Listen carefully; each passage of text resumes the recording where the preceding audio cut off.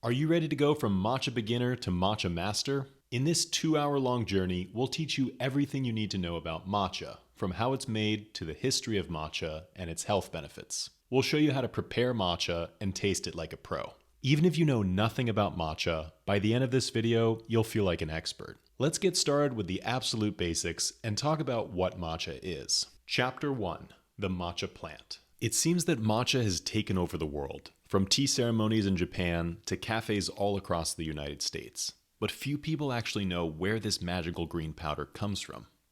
In this video, we're going to trace down the origins of matcha and see what makes it so special. We'll find out what plant matcha comes from and what conditions produce the best tasting matcha teas. But let's start out with the basics. What is matcha? Matcha is made from powdered green tea leaves, and rather than being infused into water like a normal green tea, it's mixed directly into water. But it's not that simple. If you were to grind most green teas into a powder, the flavor would be incredibly bitter, while premium matcha is smooth and savory. So how do producers pull off such a miracle? That's exactly what we're going to find out today. Before we understand matcha, we need to first understand the plant that matcha comes from. Matcha comes from the same plant as black tea, green tea, and oolong tea. The tea plant, Camellia sinensis, is an evergreen flowering shrub native to Southeast Asia. The native growing region of the matcha plant is in what is now northern Myanmar and China's southern Yunnan province. The tea plant has since been transplanted all around the globe, but in general, it prefers the climate of its origin, with mountainous topography, mild subtropical climates, and seasonal rainfall. The tea plant is broken down into two main varieties, Camellia sinensis, the Chinese variety, and Camellia sinensis assamica, the Indian variety. The assamica variety is native to the Assam region of northeastern India and generally prefers warmer and more humid climates like those found in India, Southeast Asia, and Africa. It has a higher caffeine content and a bolder flavor, and it's primarily used to produce robust, malty black teas. The leaves of Camellia sinensis assamica are larger and broader as well, making it easier to distinguish. The sinensis variety is believed to have originated in the southwestern areas of China, in what is now the Yunnan province. This tea plant can grow in cooler, higher altitude regions, and it has smaller, narrower leaves. These plants tend to produce more delicate and nuanced flavors with vegetal, floral, and nutty tasting notes. Because the tea plant was originally brought to Japan from China, all the tea plants in Japan used to make matcha are from the sinensis variety. Even though the tea plant doesn't grow natively in Japan, it was brought over almost 900 years ago and has since thrived in southern and central Japan. Now, all the best matcha in the world comes from Japan. This actually posed some challenges for the tea farmers, as the climate of the Japanese main island is slightly too cold for tea plants. These tea plants risk damage from the frost in the wintertime. This frost can be devastating for the tea plant, and farmers have a few techniques they can use in order to deal with it. If you look at pictures of Japanese tea fields, you'll often notice fans towering over the tea plants. These fans are called boso fans, and they are a tool used to prevent frost from forming on the tea plants. These fans are usually placed 3 to 5 meters, about 10 to 16 feet in height, and they run on electric power. Some fans even have a thermal sensor and will only turn on when the tea plants reach a certain temperature. Cold air is denser than hot air, so it will sink down and hang around the tea plants. These fans help circulate the air so warmer air is mixed in, which raises the temperature of the tea plants. Just like with fans, you might also associate sprinklers with cooling, but they can actually keep the tea plants just warm enough to avoid the frost. As long as the water is circulating, the tea plants can be kept just above freezing and frost can be avoided. The sprinklers work as a temporary solution, and they can help get the tea plants through the night until the morning sun can warm them up again. Finally, the tea plants can also be insulated from the cold. By applying a type of mulching like straw, wood chips, or shredded leaves, you can create a barrier between the base of the tea leaves and the cold air. This not only protects the tea plant from the cold, but it also provides additional nutrients and water retention to the soil. The tea plant can either be planted by seed or by a clipping. These are known as seed-propagated and clonal tea varieties. Within the two main varieties of sinensis and assamica, the tea plant can be broken down into hundreds of different subcategories or cultivars. Just like wine is broken down into different varietals, tea is broken down into different cultivars. Each cultivar prefers slightly different growing conditions and produces a unique flavor profile, with different levels of acidity, sweetness, and umami. For example, the most popular type of tea variety in Japan is Yabukita. This tea plant is more resistant to frost, so it can be easily grown in central Japan, where the winters can be quite cold. The flavor tends to be slightly more bitter, so many matcha drinkers prefer the more exotic cultivars like Saimidori and Okumidori. If you want a good example of an okumidori matcha, you can try the Chanoka okumidori matcha from Uji. This tea is a lot smoother and less bitter than a typical Yabukita matcha. These more rare tea plants are more sensitive to frost, but they can produce smoother and sweeter flavors. They are significantly easier to grow in the warmer southern regions of Kagoshima, which is one of the reasons why this area is quickly building a reputation for producing great matcha teas. Cultivating the tea plant. Once the tea is planted, it will take 4 to 5 years until it can be harvested, and even then the yields will be very low. When mature, the tea plants will spread to about 5 feet in diameter, and they can be pruned to form a row. These neat rows are characteristic of Japanese tea fields, and they almost look like one large tea plant. If you look more closely at the base, you'll notice that each tea plant has a separate trunk, but the foliage at the top is almost fused together. While the tea plant can live for hundreds of years, or possibly even thousands of years, in Japan, younger tea plants are more desirable. These younger tea plants are believed to offer more vitality, a higher yield, and they're easier to harvest. In China, older tea trees are considered to produce richer, more complex teas. For matcha, the plants between 8 and 25 years old are considered optimal. After 25 years, the yield of the tea plant begins to decline, and on some farms, the plants will be replaced and the soil replanted. Terroir. Terroir is a French word that refers to how the natural environment influences the characteristics of a crop. While it's normally associated with wine, aspects of the environment like altitude, precipitation, soil, and geography can express themselves in the flavor of a matcha as well. Let's break down the basics of terroir to see how it impacts the plants used to make matcha. Soil. The plants used to make matcha prefer well-drained soil with good ventilation and the ability to retain water. The soil should be slightly acidic with a pH of 4 or 5. The soil also needs to be abundant in key nutrients such as nitrogen, phosphorus, and potassium, which are critical for tea plant growth. The higher the concentration of nutrients, the richer the flavor of the tea. This is why good fertilization is so critical for matcha cultivation. If the soil has a high presence of minerals, as is the case with mountain soils, this can be felt in the flavor of a tea, as it imparts a tingling sensation on the palate. You can notice this in leaf teas like the Kukicha Osada. Rainfall. The plants used to make matcha prefer stable rainfall with a yearly average of 1,300 millimeters or more. A tea's flavor can be directly influenced by the amount of rainfall. Drier climates can create a challenging environment for the tea, which can cause it to produce a bolder and more robust flavor, which can work in some cases. Excessive rainfall can dilute the flavors in the tea leaves and increase the risk of disease because of the higher humidity. The tea plant thrives somewhere in the middle, with enough rainfall to produce lush leaves with a strong aroma, but not too much that the flavor is diluted. Next, we have temperature. The tea plants used to make matcha prefer subtropical conditions, with an average temperature between 57 and 60 degrees Fahrenheit. Higher temperatures will promote rapid growth, which can lead to bitterness and a lack of complexity. In cooler climates, the tea plant grows slowly and has more time to develop a spectrum of flavor profiles. But if the temperature gets too cold, the plant is at an increased risk of frost. Just like with rainfall, there's a golden zone between too hot and too cold that produces the perfect tea plants for matcha. Next, we have elevation. Compared to the lofty 1,000-meter plus heights of Chinese teas, Japanese teas are grown relatively low. By Japanese standards, an elevation of 300 meters or more is considered to be high. Just like cooler temperatures can slow the growth of the tea plant, so too can the thinner air of higher altitude tea plantations. This leads to a longer maturation of the flavors and a more complex taste in the tea. Finally, we have fog and natural shade. Less sunlight can produce a smoother and sweeter tasting tea, and sometimes this can be achieved through natural shading. Farmers like Mr. Noike claim that the nearby forest provides the tea plants with partial shading throughout the day, and others say that the fog in the morning and evening protects the tea plants from direct sunlight. This allows Mr. Noike to create great tasting teas like the Noike matcha. Either way, the plants used to make matcha prefer not to have direct sunlight for the entire day, so anything that can particularly shade them will help with the development of the flavors. Chapter 2.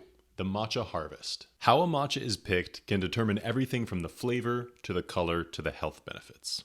In order to produce premium quality matcha with a vibrant green color and a smooth flavor, it needs to be picked at the right time in the right way. In this video, we're going to walk through the matcha harvest and explain how the leaves used to make matcha powder are picked. But before the leaves can be harvested, we have the shading process. One of the steps that makes matcha unique from other types of tea is the shade growing process, where the tea plants are cut off from sunlight in order to improve the flavor of the leaves. This is done with a special type of netting called kabuse. When a tea plant is cut off from sunlight, it produces more chlorophyll to compensate for the lack of sun energy. What makes the tea plant unique is that it also produces more caffeine and theanine. Theanine is responsible for a lot of the sweet and savory flavors in a matcha, and this is the farmer's primary reason for shading the plants. But shading the tea plant doesn't only produce more theanine and caffeine, it also changes the color of the tea plant. The excess chlorophyll production turns the plant from a lighter green color to a deep jade green. This is one of the reasons why higher quality matchas tend to have a greener color. By shading a tea, you also reduce the bitter catechins. These are produced by the tea plant as it's exposed to sunlight as a natural protection against the UV rays. This, of course, is what tea drinkers want in a matcha, a sweet and smooth flavor with no bitterness. After the tea plants have been shaded for 3 to 4 weeks, the matcha is ready to be harvested. Harvesting tea leaves for matcha is just like harvesting the leaves of any other plant. You want to ideally pick the leaves at the stem so it doesn't interfere with the integrity of the leaf itself. Tea harvesting can require a lot of skill and it can be a full-time job. For matcha, you need to pick the top 3 to 5 leaves of the tea plant. These are the sweetest in flavor and the highest in nutrients. You first need to identify the top leaves of the tea plant, and then you need to grasp the stem of the tea plant a few millimeters below the leaf. Then you can gently pull up until you hear a small pop sound and the leaf should be separated. How many times can you harvest tea in a year? Harvesting tea leaves is something that can happen up to 4 times per year. After the tea is harvested for the first time in early spring, it can then be harvested a second time in June or July. Tea from the second harvest is the second highest in nutrients and flavor, so it's often used for more inexpensive teas. Farmers may also combine leaves from the first and second harvest to lower the price of the tea while still providing plenty of flavor. During the summertime, the temperatures in much of Japan can get quite hot, so it's difficult work to harvest during this time. Third harvest. The tea plant can be harvested a third time in late summer, but this is really more common in southern Japan. The third harvest of the plant will produce very low quality tea that's lower in nutrients. The tea plant needs sufficient time to pull nutrients from the soil, and when it's harvested in such a short amount of time, it's unable to produce as strong of a flavor. Fourth harvest. In mid-October or mid-November, some tea plants will be harvested for a fourth and final time. This is known to some as akibancha, or fall harvest. Some farmers choose to sell this tea to customers, but farmers like Mr. Watanabe and Yakushima have a different plan for the leaves. He harvests the leaves in fall and then actually uses them as a fertilizer for the plant. His thought behind this is that the tea plant has absorbed nutrients from the soil all year, so now it needs to return some of the nutrients at the end of the year. If a farmer wants to produce a more inexpensive tea like bancha, they will select leaves lower down on the tea plant, along with some stems as well. This method of tea harvesting can give the farmer a much higher yield. The leaves are more mature and not quite as flavorful. The more mature leaves of bancha are lower in caffeine, and they can produce a quite pleasant citrusy flavor, with notes of cereal, popcorn, and wood. How are the best leaves selected? If you're producing a premium quality Japanese green tea, it has to come from the first harvest. The tea plant is harvested up to 4 times from April all the way to November, and the quality declines with each harvest. After the last tea harvest in November, the tea plant has all winter to build up nutrients, and it releases those nutrients into the first sprouts of the springtime. These fresh spring leaves are the most flavorful, and therefore they command the highest price. Once fall comes around in Japan, it becomes especially important for farmers to fertilize their tea crop. The soil must be set up for the long winter ahead, so the tea plant can rest and absorb nutrients ahead of the spring harvest. A lot of farmers will use a type of straw on the base of the tea plants. This serves a few different purposes. First, it allows the tea plant to retain moisture by locking in water, and it also fertilizes the tea plants and keeps the roots warm during the winter. After a long winter, the sprouts of the tea plant will begin to come up in the spring, and soon they are able to be harvested. The most common way to harvest the tea plant in Japan is with this motorized tea harvesting machine. This is the most efficient way to harvest tea, and it's one of the reasons why tea plants are organized into these neat rows. The harvester will trim these like hedges, and over time they will develop a neatly carved shape. The tea harvester is one of the more common tools used in tea harvesting. This tool is operated by 2 people, as they hold each side of the machine and walk along the side of the tea rows to trim the top leaves. After being cut, these leaves are kept inside a net and collected afterwards. This tea harvester combines the precision of handpicking with the speed of the mechanical tea harvester. The mechanical tea harvester is an innovative invention when it comes to harvesting tea leaves. This machine is essentially a combine that can be driven in between the rows of tea plants and automatically harvest them. The advantage of the mechanical tea harvester is that it's much faster than the handheld tea harvester. It simply skims the top of the tea bush to trim the top leaves of the tea plants and collect them into a net. The downside of the mechanical tea harvester is that it's not as accurate as the handheld tea harvester. Because the mechanical tea harvester is so large, it's very difficult to control, and you can't be as precise with the harvesting as you can be with the handheld version. Technically, the regular handheld tea harvester is better than the mechanical tea harvester, but there are a few different variables. The mechanical tea harvester is large and less maneuverable, but as long as the tea rows are the same height, it should be able to get the job done. For this reason, tea harvested with a mechanical tea harvester is not necessarily worse. It just comes down to what the final leaves end up looking like. Occasionally, tea like matcha and gyokuro will be made from hand-picked leaves. This method of tea harvesting is extremely expensive in Japan, but the benefit is that the leaves are picked perfectly. On one day out of the year, people from all around the town will gather on this field to pick the fresh sprouts of the tea plant. There is a precise method to their picking. They want to select the top 3 leaves of the tea plant, so they will pick slightly underneath the 3rd leaf. Once the leaf has been picked, they will drop it into their basket and then look for the next one. This is something we got to take part in on the farm of Mr. Sakamoto in Shibushi. While Mr. Sakamoto is famous for his gyokuro teas, he also produces some great matcha teas as well. By using his own method of organic fertilization, he's able to grow strong, healthy, and flavorful tea plants without using pesticides or chemicals. And you can really notice it in the final taste of the teas. If you want to try some of Mr. Sakamoto's matcha, you can find it on our website, neoteas.com. Just look for the Sakamoto Sai Matcha and the Sakamoto Hime Matcha. Chapter 3. Matcha Production. How does matcha go from leaf to powder? It's not as simple as just grinding. There are many steps a farmer needs to take in order to produce high-quality matcha that's smooth enough to drink plain.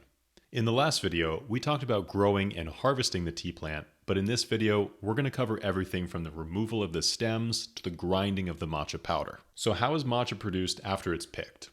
Like other types of Japanese green tea, the leaves used to make matcha need to be heated almost immediately after being picked. As soon as the tea leaves are picked, they will naturally begin to oxidize and turn into a black tea over time. In order to stop this process and maintain some of the more grassy or vegetal flavors of the tea, the leaves need to be heated in order to deactivate the enzymes that cause oxidation. For Chinese green teas, leaves are often heated in a large hot pan, but for Japanese green teas, they're heated in a steam bath. This causes the leaves to become even greener and gives it this steamed vegetable flavor that Japanese green teas are known for. After the leaves have been steamed, they are damp and they need to be dried. Fresh tea leaves are around 75% water and they need to be brought down to 4 to 7% humidity. This drying process can't be rushed, as higher temperatures will roast the tea leaves. The leaves need to be dried gradually over time in a series of conveyor belts, rolling machines, and ovens. At this point, the dried leaves have become a type of unfinished or crude tea called aracha, ready to be turned into whatever type of tea the farmer chooses, including matcha. Destemming. Once the leaves for matcha are picked, steamed, and air-dried, the stems and veins of the tea are removed. What's left is a type of tea known as tencha, a shaded tea that has all of its stems and veins removed. The stems of the tea plant detract from the sweet and umami flavor, so they need to be removed in order to maximize the taste. The stems will also produce a yellower color in the matcha, and this is one of the reasons why low-quality matcha has a duller color than high-quality matcha. One way the leaves and stems are separated is by blowing air underneath them. Because the leaf particles are so light and the stems are heavy by comparison, the leaves will drift higher into the air, and then they can be collected into a net. This step is then repeated 2 more times to sort out more of the stems, and eventually what you're left with is tencha, which is 1 step away from becoming matcha. The tencha leaves are put into a large stone mill and ground into a fine powder. It takes approximately 1 hour for this mill to produce just 50 grams of precious ceremonial grade matcha. The result is a powerful, vibrant green tea that's sweet, savory, and loaded with caffeine and theanine, giving you a calm alertness throughout the day. While the traditional stone mill is quite slow when it comes to the grinding of the matcha powder, it still is the best tool for the job. The producers of matcha prefer stone for this process because any contact with metal will alter the flavor. Also, if the grinding is done too quickly, heat will be created and this will roast the matcha slightly. Like all great things, matcha needs time to produce. A more modern machine for matcha grinding puts the leaves into a metal tumbler along with a metal ball. This machine is turned rapidly as the ball pulverizes the leaves into a powder. This process is quicker and the machine is far less expensive than a granite mill. The grind is known to be not as fine and the temperatures are higher, so the stone mill is always preferable for a high quality matcha. After tasting hundreds of matcha teas all around Japan, we've noticed a huge difference between the ones that follow all these steps and ones that skip a few.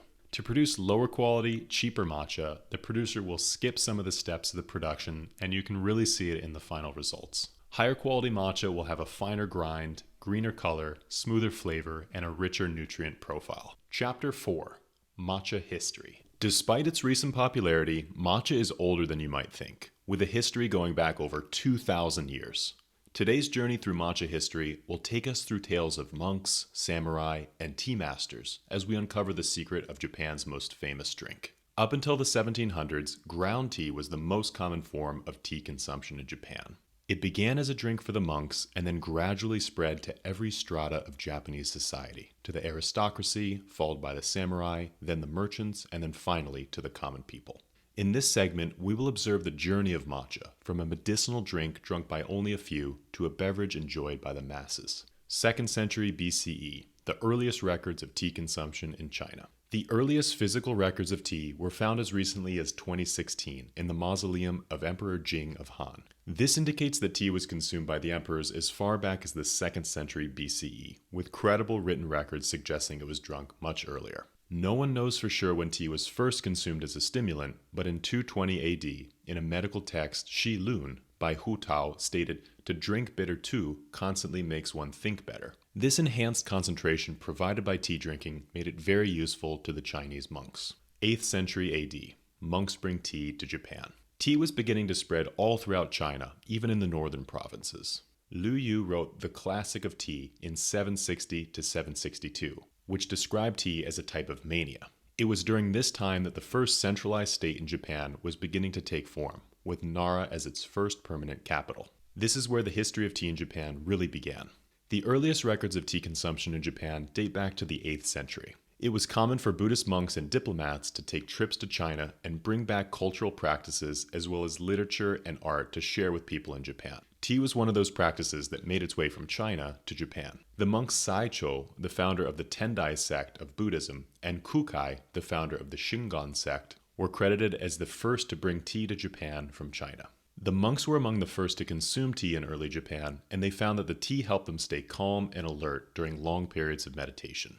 And even Emperor Saga was impressed by the drink, claiming it was a vehicle to the world of spirits and immortals. 9th century, tea becomes fashionable. Because China was seen as the epitome of culture and sophistication during this time, the Japanese aristocracy were all Sinophiles. Anything from the mainland was considered fashionable and helped to add to their prestige.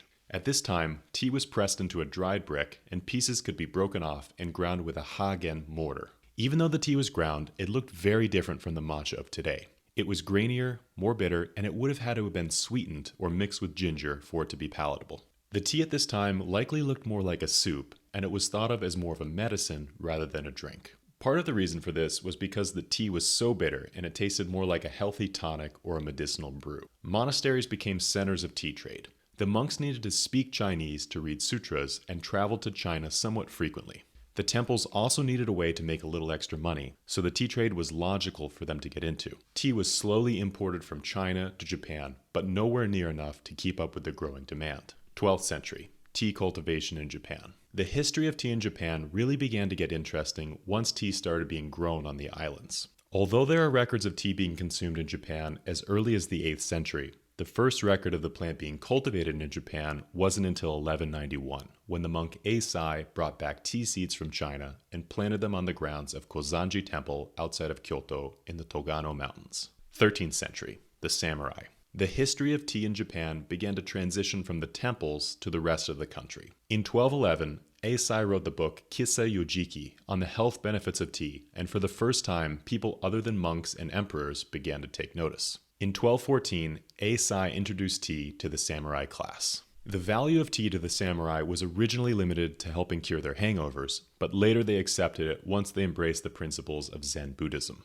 Tea and Zen Buddhism were often intertwined throughout history. Dogen even included notes on serving tea during Buddhist rituals, and Muso Soseki even stated that tea and Zen are one. The samurai also had another use for tea. By the 1100s, the samurai were becoming a major force in Japanese politics. The warrior class commanded a lot of military power, but also wanted to be viewed as culturally legitimate. Tea was still considered a sophisticated drink of the aristocrats and mainland, and therefore it was another way for them to build their prestige. It was here that tea trickled down to the next strata of Japanese society, the warrior class. And the timing was perfect, as there were some key innovations taking place in the tea industry that made the drink more palatable. 14th century, matcha begins to take form. During the early 1300s, the tea market in Japan was beginning to change. The chausu, or tea grinder, was brought over from China by the 1310s at the latest. This grinder resembles the modern matcha mill, and compared to the yagen, it produced a much finer grind and smoother flavor. The color even became greener, and the tea was starting to be recognizable as matcha.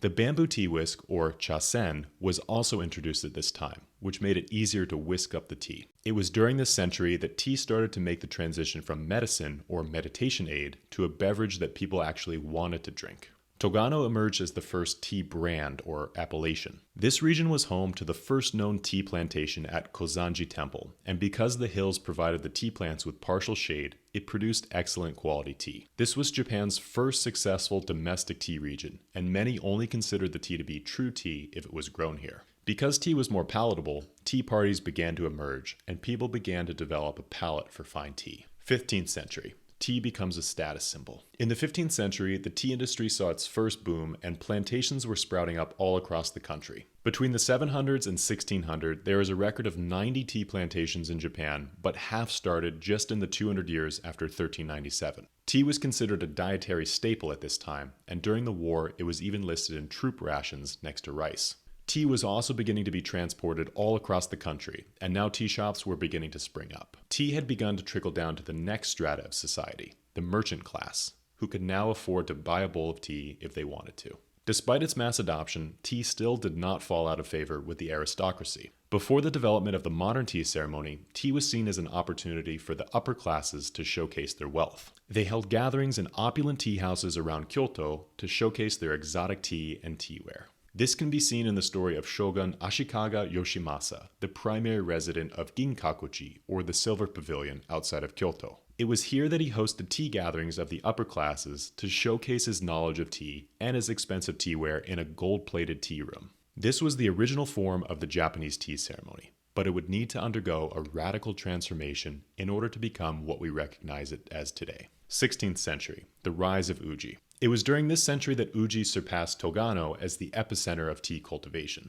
Wealthy merchants like the Kanbayashi family began buying up plots of land and investing money into cultivating and covering the tea plants to produce better tasting tea. This shading process, which produces smoother and sweeter teas, was likely only being used in uji at the time, which gave the region a big advantage. It was also during the 1500s that Sen no Rikyu became one of the most influential figures in Japanese tea, with his philosophies leading to the modern Japanese tea ceremony. Matcha was still the dominant form of tea at the time, so it was used in the tea ceremony, securing it a spot as the most famous Japanese tea today. 1740, the switch to leaf tea. Between the 1500s and 1600s, matcha was the primary way to consume green tea in Japan.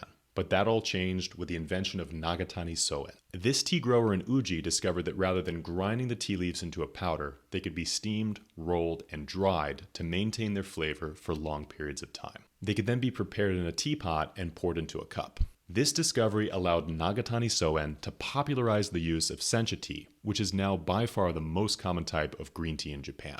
Edo period. The Tokugawa shogunate took control over Japan and ushered in 2.5 centuries of peace. During this time, the population grew rapidly and economic prosperity followed soon after. This period of peace greatly benefited the tea industry, as tea was easier to transport without the threat of banditry, and more people could afford to drink it. Mid-19th century, tea production becomes more industrialized. In the mid-19th century, the Tokugawa shogunate fell, which gave rise to the imperial rule of Japan. During this time, there were great improvements in maritime shipping, which led both to the export of Japanese tea abroad, as well as the incorporation of industrial farming techniques in the US and Europe. This is where tea farming became more industrialized, similar to what you might find on a modern Japanese tea farm. Tea could be harvested, processed, and packaged all in one place. Other than the Dutch trading small amounts of tea from Nagasaki in the 1600s, this would be the first time Japanese tea made it to the US and Europe. 20th century, boom and bust. By 1925, 50% of Japanese tea was being exported to the US, but those exports would soon decline from this peak thanks to 3 major factors. The Great Depression in the United States, which led to a decrease in purchasing power, cheaper alternatives from Sri Lanka and China beginning to emerge, and economic tensions between the US and Japan and the subsequent world wars. It was from here that the tea industry began to turn inward once again and focus on the domestic market. Tea was made for the Japanese palate, and exports shrank to almost zero after the Second World War.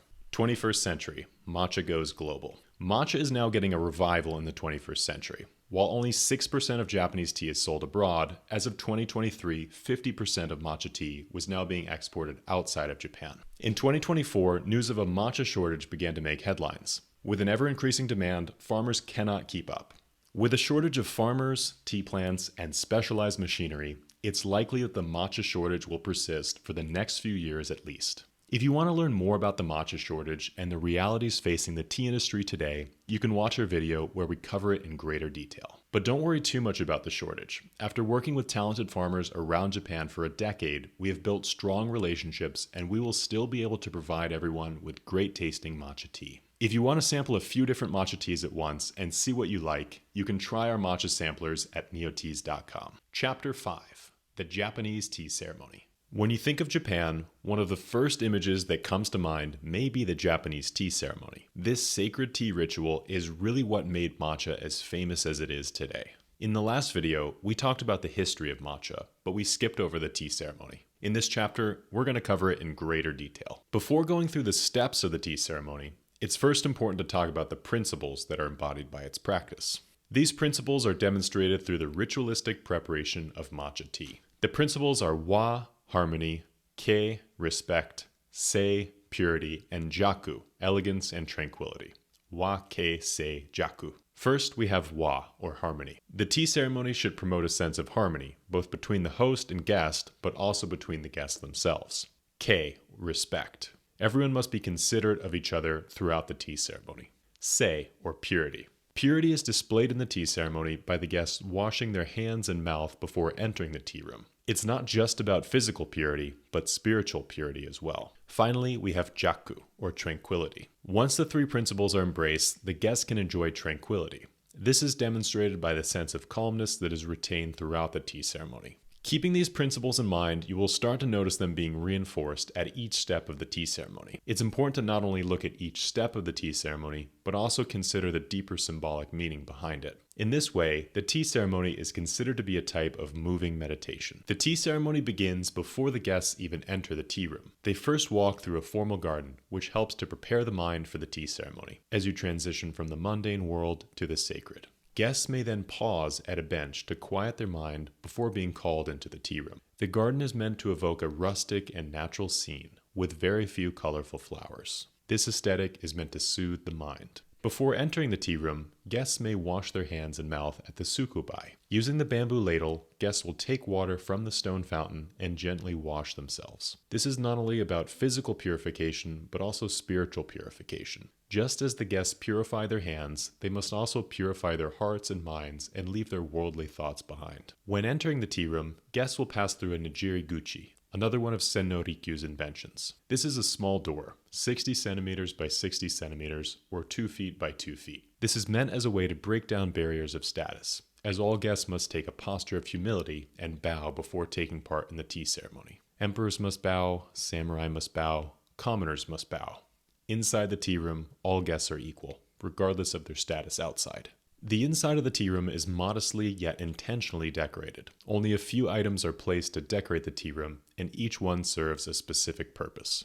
The scroll hanging on the wall and flower arrangement set on the floor convey the theme of the tea ceremony. At this point, the host may explain the theme of the tea ceremony by reading the poem on the scroll or explaining the flower arrangement. The final decorative object is the incense holder, which will scent the tea room according to the theme of the tea ceremony. For example, a theme for the tea ceremony may be the arrival of autumn. The scroll could have a short poem about the changing leaves, and the flower arrangement could feature fall plants. Before preparing the tea, the guests may be offered wagashi, or traditional Japanese sweets. These will also help convey the theme of the tea ceremony. For example, the sweet could be filled with chestnuts to signify the coming of fall. Before preparing the matcha tea, the host will take the fukusa, or silk cloth, and wipe down the tea utensils with it, starting first with the natsume, or tea powder holder, and then moving on to the chashaku, or bamboo teaspoon.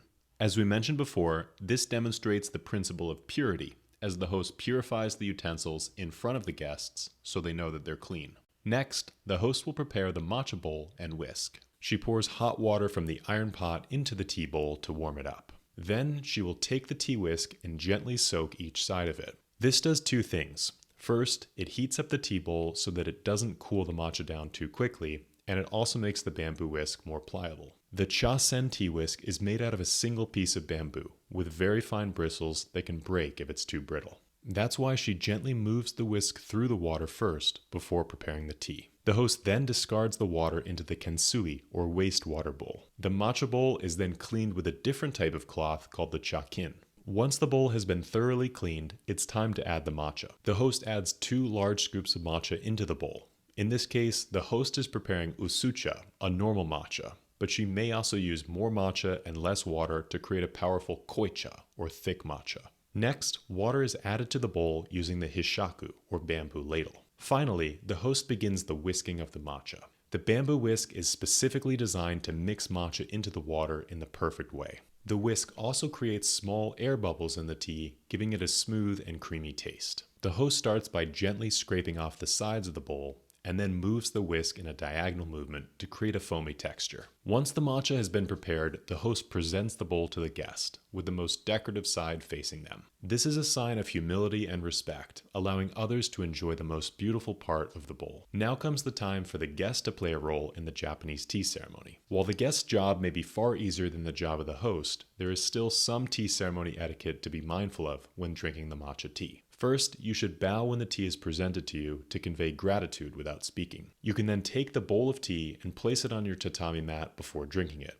This bowl can then be held with 2 hands, and you should turn it so the pattern or design of the bowl faces the other guests. This is seen as a sign of respect, allowing the other guests to view the most beautiful part of the tea bowl as you drink. After you're done, you can place the bowl on the other side of the tatami mat where it was presented to you. The wagashi, or Japanese sweets, are another aspect of the Japanese tea ceremony in addition to the matcha tea. These are made with simple ingredients and often used to convey the theme of the tea ceremony. This is meant to complement the flavor of the matcha, with the sweetness of the wagashi soothing out the bitterness of the matcha. This should be eaten whenever it's presented to you, and it should be finished so the host knows that you liked it. Chapter 6. Tea Ceremony Utensils. There are as many as 19 utensils used in the Japanese tea ceremony. But what are they all used for? In this episode, we're going to explain every tool used in the Japanese tea ceremony and explain how each one serves an important purpose. As important as the steps in the Japanese tea ceremony are the utensils. Each of these utensils has a story, and it serves an important role in both the preparation of the tea as well as the symbolism of the ceremony itself. First, we have the cha-ire. This is the tea caddy used to hold the matcha powder for special tea ceremonies. It's made out of thick clay and it has a seal on top, almost like a cork. This is not to be confused with the natsume, which is another type of tea caddy made with lacquer material. The difference is that the cha-ire is used for Japanese tea ceremonies that involve koicha, or thick tea. This is a special matcha paste made with double the amount of powder and half the amount of water. Cha-kin. The cha-kin is one of the 2 tea towels used in the tea ceremony. This towel is okay to get wet, which distinguishes it from the fukusa, which is meant to remain dry. The cha-kin is made from hemp, and it's specifically used to clean out the chawan, or matcha bowl, which is something we're going to discuss later. This purification process emphasizes one of the core principles of the tea ceremony, purity, which makes the cha-kin an important part of the Japanese tea ceremony. Cha-sen. The cha-sen is the most recognizable utensil in the tea ceremony set. This is the best tool when it comes to whisking up the perfect bowl of matcha tea. It's made out of a single piece of bamboo, and it has around 100 small bristles that move through the water to inject air into the tea. This creates a nice foam on top of the matcha, which can give the tea a smoother, creamier taste and consistency. If you're only going to invest in one tool, this whisk is the most important. If you want to take your matcha game to the next level, you can get your very own bamboo whisk at neoteas.com. Chashaku. The chashaku is specifically designed to be the best spoon for scooping matcha powder, and it's a key addition to the tea ceremony set. The design may seem simple, but it has a few key features that make it easier to prepare matcha tea. First of all, it has a more vertical design compared to the more horizontal design of most spoons. This makes it easier to scoop out of narrower containers like a matcha tin. The second is that the chashaku is a great measurement tool. All you need is 2 heaping spoonfuls from the chashaku, and you will have the perfect amount of powder to create your matcha tea. Chawan. After the cha-sen, the cha-wan matcha bowl is probably the second most famous utensil in the Japanese tea ceremony. This may look like an ordinary bowl at first, but it has a few key features that help improve the tea ceremony. First, it has steeper sides and a wider base, making it easier to whisk the matcha.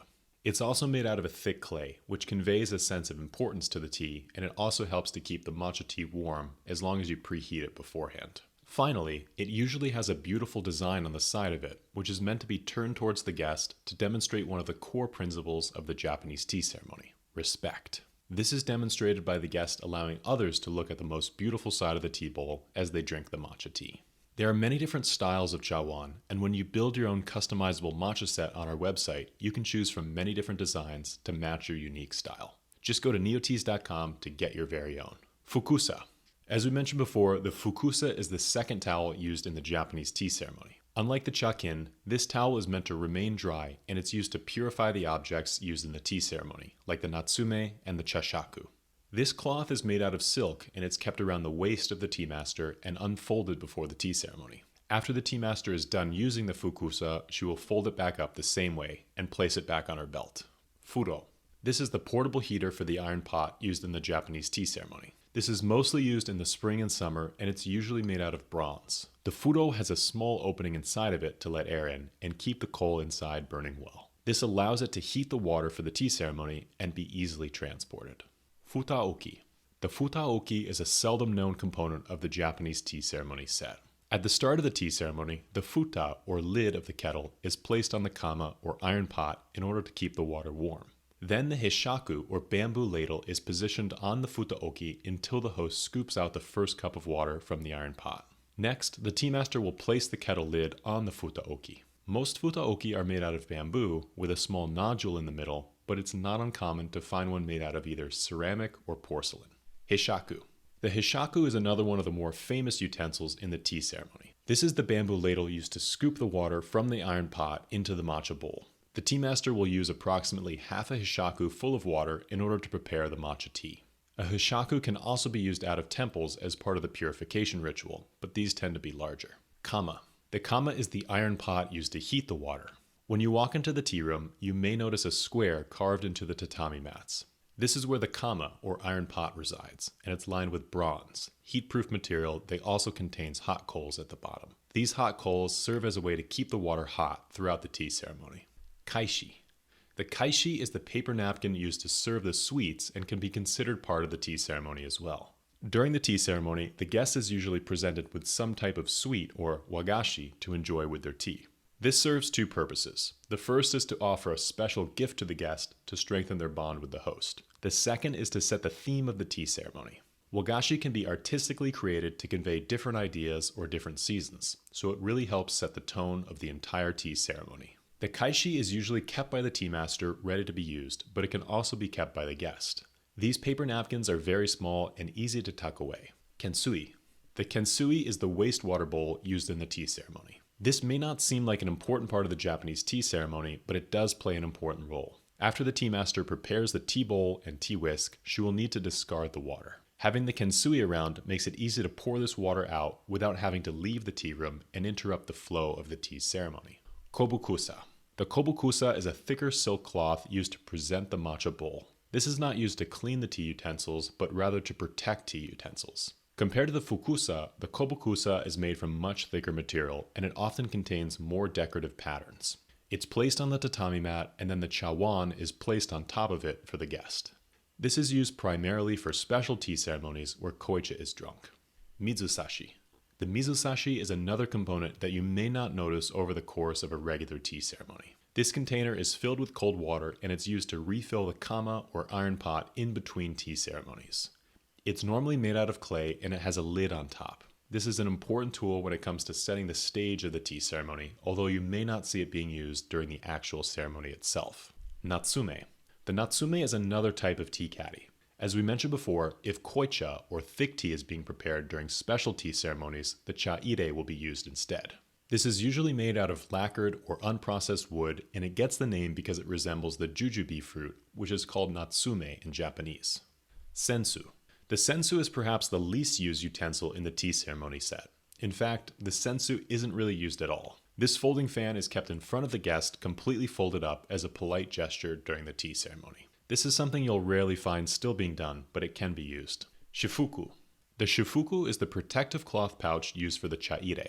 The cloth is usually covered in a decorative pattern and has a drawstring to it. The chaire is placed inside the shifuku pouch and it's closed up to keep the chaire protected until it's ready to be used. Although this is technically a container for another utensil, a lot of work goes into making it and it's a work of art in its own right. Ro. In spring and summer, the furo is used in the tea ceremony, but in the fall and winter, the ro, or sunken hearth, is used. This is the square hearth carved into the tatami mat where the kama is submerged and kept hot with burning coals. Yakan. The yakan is the water pitcher used to replenish the mizusashi at the end of the tea ceremony. This may seem like there's too many containers just being used for water, but each one is an important part of the Japanese tea ceremony. Chapter 7.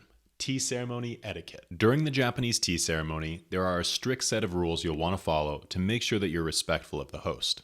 In this episode, we're going to cover Japanese tea ceremony etiquette and prepare you for your next tea ceremony. So if you want to take part in your own Japanese tea ceremony, there are a few guidelines you'll want to follow in order to be respectful of the host and the other guests. Don't be late. Punctuality is very important for the Japanese tea ceremony, and because time slots are tightly scheduled, you want to be respectful of the following guests' time. You also don't want to cause the host to stress or hurry through the tea ceremony. Punctuality is respectful of everyone's time. Wear a clean pair of white socks. You will remove your shoes during the tea ceremony, so pay attention to the socks that you're wearing.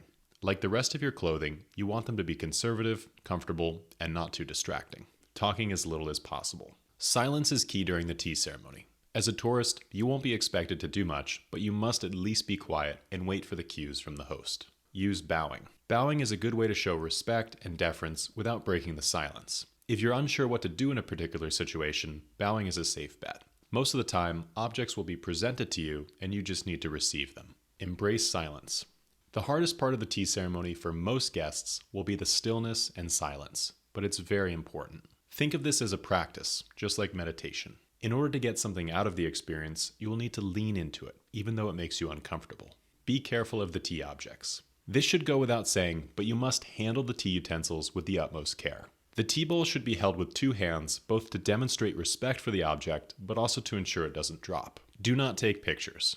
As a tourist in Japan, it's tempting to take pictures of every interesting thing you encounter, but it's crucial you leave your phone off during the tea ceremony. This is both respectful to the host, but it also helps preserve the tranquility of this sacred tradition. Finish your wagashi and matcha. It's important that you eat all of the sweets you are presented with and drink all of the matcha. This is seen as a sign of respect, communicating that you enjoyed the tea and the sweets. Formal tea ceremonies.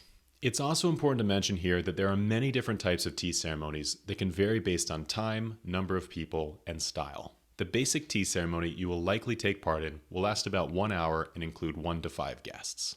The tea prepared will be usucha and served with wagashi. Longer tea ceremonies can last up to 4 hours. When guests enter the tea room, they will be served a kaiseki, or course meal. After eating, the guests will be presented with the main sweet to enjoy. After the meal, the guests will leave the tea room once again so it can be prepared for the tea. Here's a complete walkthrough of a more formal tea ceremony. Step 1. Invitations.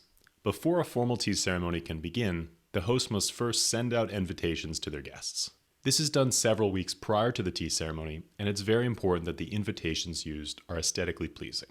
Step 2. Preparing the ceremony room. Before the guests arrive at the tea ceremony room needs to be prepared. There are 3 stages to this. First, the tea ceremony room needs to be cleaned. The tea ceremony is meant to be very sparsely decorated, and nothing should be around to distract the guests from the ceremony itself. After the tea ceremony room has been cleaned, it's time to set the theme of the tea ceremony. The theme of the tea ceremony can be set with the flower arrangement and the scroll hanging on the wall of the room.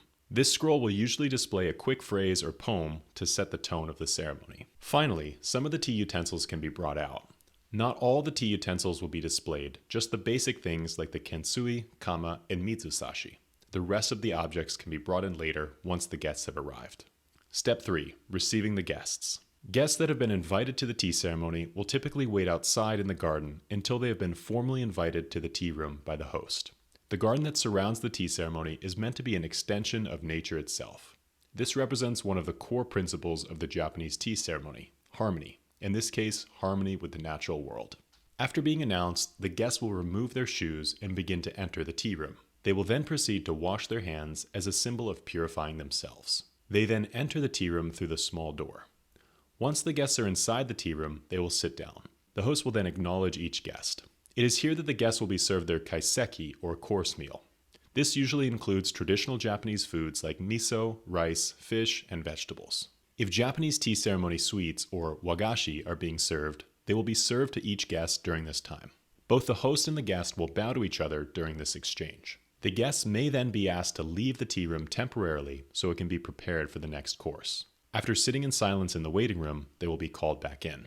Step 4. Cleansing of the tools. As mentioned before, a key principle of the Japanese tea ceremony is purity. The tea master will take out a fukusa and wipe down the chashaku, hishaku, and natsume. This is done in front of the guests to demonstrate the principle of purity.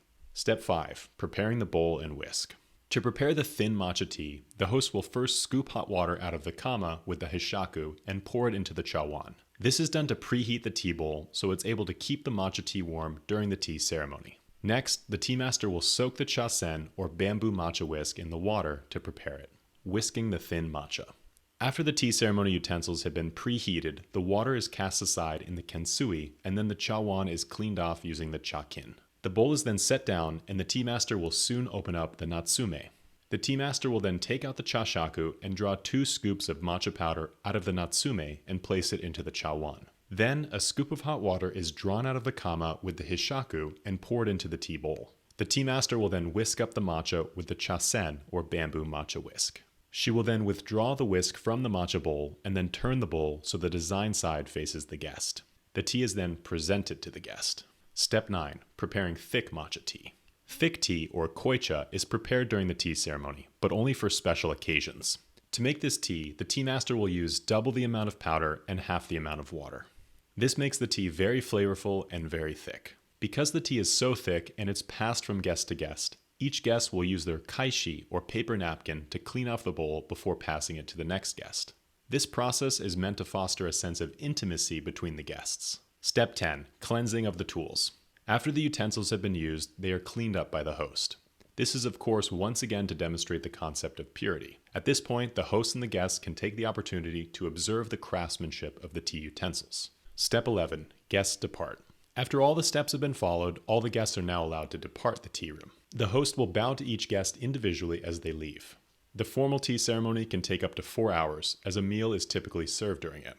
The length of time depends on the season and the type of meal served. Hopefully this has prepared you for your next Japanese tea ceremony, whether it's formal or casual. Chapter 8. Matcha Quality. Not all matcha is created equal. There are radical differences when it comes to taste, health benefits, texture, and color. In this video, we're going to compare low quality versus high quality matcha to see how much of a difference it makes. We'll explain the difference between culinary versus ceremonial matcha and see which one you should be using on a daily basis. We'll also show you a few different ways to test matcha to see whether it's low or high quality. At the end, we'll compare the nutrient profile of these two teas to see which one is better. So by now, you're beginning to see matcha take on a few different forms. But how can it be both the most revered drink throughout Japanese history and also a powder mixed into daily lattes? When it comes to matcha, there are many different levels of quality which determine what the matcha can be used for. The most common, although overly simplified, distinction is between ceremonial and culinary grade matcha. The term ceremonial grade matcha has no technical definition, but it gets its name from the Japanese tea ceremony.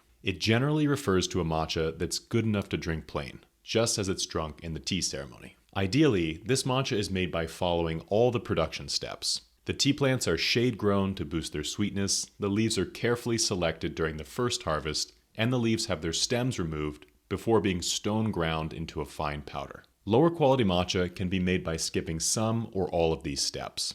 This matcha is much cheaper, but it has significant drawbacks when it comes to flavor, color, and health benefits. It's therefore really only suitable for lattes, smoothies, and baking, where the flavor can be masked by other ingredients. This is where the term culinary grade matcha comes from. So while these terms don't have a technical definition, we can use ceremonial matcha to refer to matcha meant for plain drinking, and culinary matcha to refer to matcha made for recipes. In addition to flavor, there's also big differences in the health benefits of high quality and low quality matcha, but we'll save that for the end. First, let's talk about a difference you'll notice right away: color. If the matcha powder is a vibrant shade of green, you probably have a good matcha, and if it's more brown or yellow, chances are you either have an old matcha or a lower quality one. A greener color doesn't necessarily mean a better matcha, but it's a good way to tell if steps have been skipped during the production process. If the leaves are not properly shaded, the matcha will have less chlorophyll and be less green.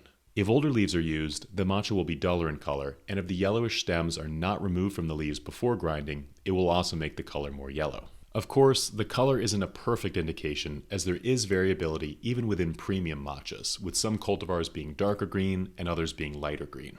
So let's talk about another test you can run on matcha to see if it's high quality or not, the foam test. Higher quality matcha teas are richer in amino acids, so they should foam up much easier and form a denser layer of bubbles. This foam is not just for looks, it also serves an important purpose when it comes to the flavor and texture of the tea. The foam holds air inside the matcha, giving it a lighter, airier texture as well as a smoother taste. This foam makes the matcha taste almost like a latte, but without cream or sugar. If you end up with a low quality matcha, not only will the taste be more bitter, it will also lack the smooth consistency. After a few seconds of proper whisking, a dense foam should start to appear on the top of the matcha. If instead you see very few bubbles forming, you might have a low quality matcha. But there are also two more tests you can use to see if your matcha is high quality. The texture test. This texture guidance only applies to stone ground versus machine ground matcha. The higher quality stone ground matcha will have a super fine powder, between 5 and 10 microns, which is smaller than a red blood cell. This leads to a velvety consistency in the tea. Improperly ground matcha will not be as fine, and it will create a grainy texture and a less pleasant drinking experience.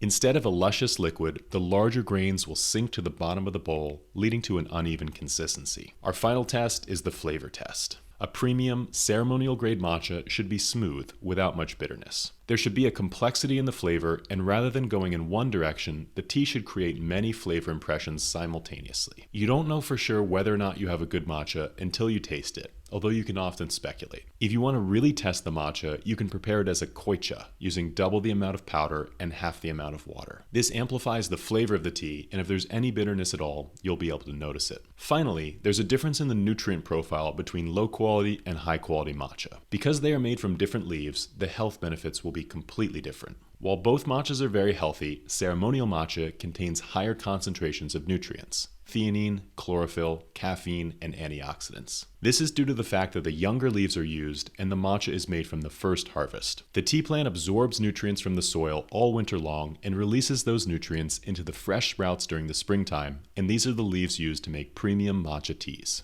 The tea plant can then be harvested 2 to 3 more times throughout the year, but the nutrient content will be lower because the plant hasn't had enough time to build back its nutrients. This is why the later harvest produces cheaper, lower quality matcha teas. So where do you find these high quality matcha teas? If you want to try the best pesticide-free matcha teas we found during our travels around Japan, you can browse our selection at neoteas.com. Chapter 9. Matcha Nutrients. What's in matcha that makes it so good for you?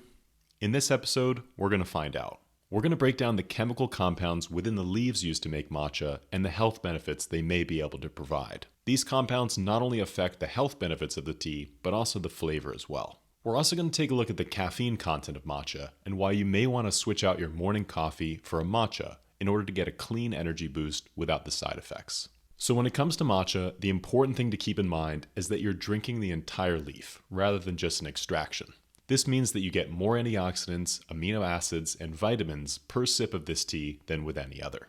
Before we talk about how much caffeine is in matcha tea, let's talk about the real MVP when it comes to matcha health benefits, the antioxidants. One of the most talked about properties of matcha is EGCG. EGCG, or epigallocatechin gallate, is one of the most important catechins in green tea. It's thought to have strong antioxidant effects on the body as it protects it from free radical damage. When researchers study the health effects of green tea, EGCG is one of the chemicals they examine. Tannins. Tannins are often misunderstood in the world of tea. The word has historically been used to describe the agents in wood that were used to tan animal skins. However, they are in fact a subclass of bitter polyphenols. Although tannins do exist in tea, they are in very small concentrations and therefore do not contribute much to its overall taste. When you're describing the flavor of a tea, use the words catechins or polyphenols instead of tannins. Green teas like matcha are particularly high in catechins compared to black teas, because during the oxidation process, the plant converts these catechins into theaflavins and thearubicins. Because green teas like matcha are unoxidized, they will retain higher amounts of their catechins. Polyphenols. Polyphenols are the natural compounds in the tea plant that give matcha a lot of its trademark flavor. The term polyphenols includes smaller subgroups of flavonoids, phenolic acids, and tannins. The largest subgroup within the polyphenols are the flavonoids. The bitter or astringent flavors you get from a tea are likely from the presence of these flavonoids. It's believed that flavonoids are the chemicals produced by a plant in order to defend itself against insects, bacteria, and fungus. Enzymes. While the enzymes may not have much to do with the taste of the tea, they have everything to do with the tea's transition into an oolong or black tea. The two main enzymes in tea are polyphenol oxidase and peroxidase. After the tea leaf is picked, the cells begin to break down, and these enzymes are able to convert the catechins into theaflavins and thearubicins. This process turns the color of the leaf from green to brown, just like how an apple changes from yellow to brown after it's bitten and exposed to the air. Caffeine. Caffeine is produced by the tea plant as a natural defense mechanism. Caffeine is extremely bitter and even poisonous to some insects, so it's produced on the outside of the tea leaf as a natural insecticide. The younger, more tender leaves of the tea plant are especially vulnerable to insects, so they contain more caffeine than the tougher leaves and stems. Because matcha is made from younger leaves and the stems are removed before grinding, the caffeine content is exceptionally high. The intense shading process also causes the tea plant to produce more caffeine, boosting the levels even higher. This means that premium matcha contains 34 milligrams of caffeine per gram. You might use 2 to 4 grams for a typical cup, which means matcha can have more caffeine than coffee. Even though it's so high in caffeine, you won't feel the same crash or jitters because of the L-theanine, which we'll discuss next.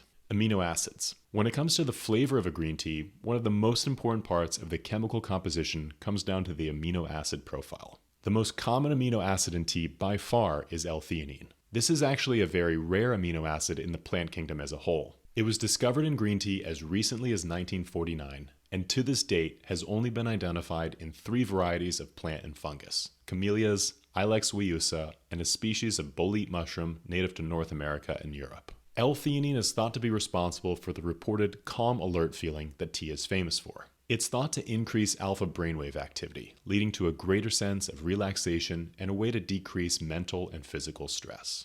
This is where you'll really notice a difference between matcha versus coffee. L-theanine is believed to slow the absorption of caffeine, so rather than getting a sudden burst of energy followed by a crash later on in the day, matcha drinkers report having a smoother, more balanced energy that's perfect for long periods of work, study, or exercise. L-theanine and caffeine work together in synergy to give you the energy you need to start the day without all the side effects normally associated with coffee. Chlorophyll. Chlorophyll is the green pigment that gives plants their color, and it's especially abundant in matcha thanks to the shading process. Chlorophyll can help support the liver's detoxification process as it flushes out harmful toxins. Vitamins. Matcha is rich in essential vitamins that contribute to overall well-being. It contains vitamin C, which supports immunity and collagen production, as well as several B vitamins, including B1, thiamine, B2, riboflavin, and B3, niacin, which help convert food into energy. Matcha also contains vitamin A and vitamin E, important for eye and skin health. Minerals. Matcha contains potassium for heart and muscle function, calcium for bones, iron for oxygen transport, and zinc for immune support. Volatile compounds. Probably the least talked about part of the chemical composition of matcha are the volatile compounds. Although these aren't talked about much, they are one of the most important parts when it comes to the flavor and the aroma of a tea. Primary volatiles are the chemical components emitted by plants when they are attacked or damaged. Secondary volatiles can be brought out of the tea plant during the production process. In the context of tea, they are responsible for these beautiful floral or nutty notes you may get from a tea. Here are a few that may be worth knowing. Hexanol, fruity and grassy flavors. Hexanol, herbaceous and woody flavors. Linalool, floral, sweet, and woody flavors. Geraniol, rosy, floral, geranium flavors. Pentanol, almond or malty flavors. Benzenacetaldehyde, hyacinth or lilac flavors and aroma. All teas contain these compounds in some capacity, but matcha is especially rich in nutrients because you're drinking more of the tea leaf. Rather than brewing the leaves and throwing them out, you're mixing them directly into your drink. Chapter 10. Matcha Health Benefits. There are 10 matcha benefits you should know about, and we're going to cover all of them in this video. Weight loss and mood improvement are just 2, but there are so many more benefits you can get from drinking matcha tea. There are also a few side effects you'll want to watch out for. but we'll save those for the end. Brain function. Although matcha is extremely high in caffeine, it's also very high in L-theanine. L-theanine slows the absorption of caffeine, so instead of getting a sudden jolt of energy all at once and then a crash later on in the day, you get this long-lasting, calm alert sensation that lasts throughout the day. This is why you don't feel as jittery when you drink matcha compared to coffee. Heart health. Matcha delivers a cocktail of cardio-friendly compounds. Catechins, which are a powerful antioxidant, L-theanine, a mild dose of caffeine, and heart essential minerals like potassium and magnesium. In a large Japanese cohort that tracked more than 40,000 adults for 11 years, people who drank more than 3 to 5 cups of green tea daily had roughly a 10 to 20% lower risk of dying from cardiovascular disease than those who seldom drank tea. This study did not isolate matcha, but because matcha is a whole leaf form of green tea, and often richer in catechins, researchers expect the protection to be at least comparable. In short, a daily bowl of matcha can be a healthy part of your routine, along with regular movement, balanced eating, and the usual healthy living basics. We'll talk about weight loss in a second, but before we get to it, if you're enjoying this video so far, it would really mean a lot to us if you could hit the like and subscribe button to see more matcha videos in the future. Now let's talk about weight loss. A few controlled trials have shown that taking green tea catechins before or during moderate exercise can modestly boost fat oxidation and daily energy expenditure. A 2009 meta-analysis found an average extra weight reduction of about 1 kilo or 2 pounds over 8 to 12 weeks compared with a placebo, although results vary and are smaller in regular caffeine drinkers. In other words, matcha may give you a gentle nudge in the right direction, but it works best alongside a balanced diet and consistent activity rather than a standalone weight loss tool. Liver protection. The liver is so important when it comes to flushing out toxins and metabolizing nutrients. That's why it's so important to maintain liver function as you get older. The high levels of chlorophyll in the matcha may help the liver serve its basic functions. One study gave 80 people with non-alcoholic fatty liver disease either a placebo or a green tea extract. At the end of the study, it was found that the green tea group had reduced liver enzyme levels compared to the placebo group. High liver enzyme levels would be a marker for liver damage, so this would seem to point to green tea having a positive impact when it comes to maintaining liver health. Reducing cognitive decline. Because of the high amount of polyphenols and amino acids in matcha, it may help protect against cognitive decline, warding off dementia and boosting memory. One study conducted with people over the age of 60 found that matcha significantly improved performance on recall and memory tests over the course of 12 weeks. As if you needed another reason to drink matcha tea. But if you thought these matcha health benefits were impressive, we still have 5 more to go. Boosting mood. The L-theanine in matcha not only helps to buffer the negative side effects of caffeine, it is also thought to improve mood. L-theanine stimulates alpha brainwave activity, the same brainwaves stimulated during meditation. This creates a calmer and more relaxed state, during which the brain feels more creative and less anxious. This is why many tea drinkers choose to drink high theanine teas like matcha and gyokuro during long periods of work and study. But not all matcha is created equal. Lower quality matcha will contain lower levels of L-theanine compared to high quality matcha. This not only makes the taste bitter, but you don't get the same calm alert energy. If you want to find some premium matcha tea, you can try all of our favorite matcha at neoteas.com. We even have a sampler so you can taste a few side by side and choose your favorite. Skin health. That's right, drinking a delicious bowl of matcha can be part of your skincare routine. The high concentration of antioxidants and other healthy compounds in matcha is thought to help contribute to a clear, smooth, and healthy complexion. Matcha may also help protect your skin against UV rays and sun damage, and it may even fight off acne, promote blood flow to the skin, and alleviate redness. In addition to this, it may even help to slow down the signs of aging. Lowering cholesterol. One of the key battles when it comes to improving your overall health is the struggle to maintain healthy cholesterol. Luckily, matcha may be able to help you out. Studies have shown that individuals who drink matcha tea regularly have lower LDL or bad cholesterol levels, while at the same time having higher levels of HDL or good cholesterol. Boosting immune system. The catechins in green tea are responsible for so many of their health benefits. During one study, these compounds were given to healthcare workers in a green tea extract, and they were found to be 3 times less likely to succumb to the flu. This means that green tea has the potential to not only make you feel better when you're sick, but also help prevent you from ever getting sick in the first place. Speaking of getting sick, if you've ever felt nauseous while drinking matcha, we'll show you how to avoid that in the side effects section. But we still have one more health benefit to get through: energy. Of course, in addition to all these health benefits, matcha also gives you a lot of energy in a similar way to coffee. This can have all sorts of secondary benefits like increased alertness during work or school, as well as increased performance during your workouts. Try swapping out that cup of coffee for a cup of matcha and see how you feel. Matcha side effects. While there are so many benefits to matcha, it's important to mention that there are also a few minor side effects if you drink too much. Here are a few you might want to be mindful of.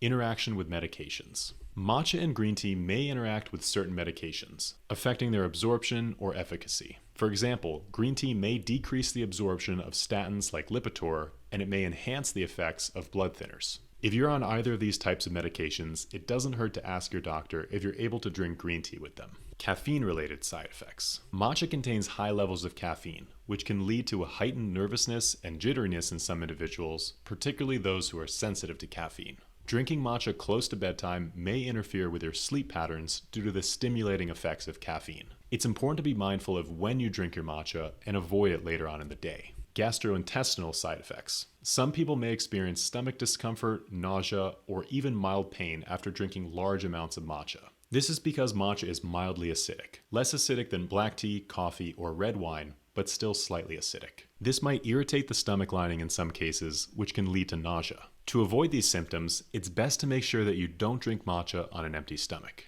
So while there are a few minor matcha side effects, they can all be prevented if you avoid drinking matcha on an empty stomach, drinking matcha too late in the day, and drinking too much matcha.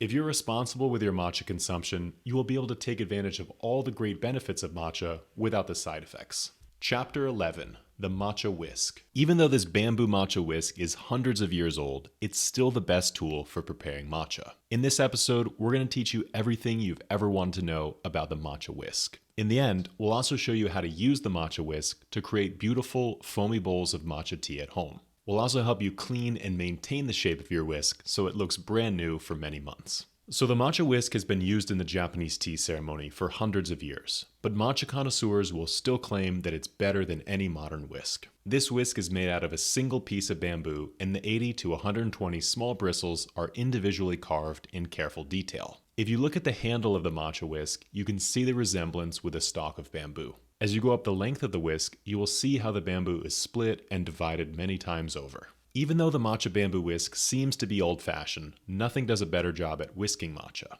With matcha, you want a light green foam on top of the tea. This can only be accomplished by whisking the matcha rapidly and creating these small bubbles. The foam is not just for looks. It also gives the matcha a smoother and creamier taste. This makes the tea taste almost like a latte, but without any milk or sugar. The bamboo matcha whisk appears to be a much better tool when compared to a metal whisk, and it's completely silent, giving you a peaceful matcha moment. The history of the matcha whisk. The bamboo matcha whisk is carved the same way it is now, as far back as 600 years ago. Originally, the tea ceremony was only something that was done for elite societies in Japan, and it was inaccessible for most of the commoners. A man known as Murata Juko wanted to change that, and laid forth principles of wabi-cha, or the simple tea ceremony. As part of this so-called tea ceremony for the people, he had to commission the design of matcha whisks that could be used by people all over Japan. The result was the bamboo matcha whisk we know today. Takayama Minbanojo was chosen by Murata Juko to craft these beautiful bamboo matcha whisks for simple tea ceremonies.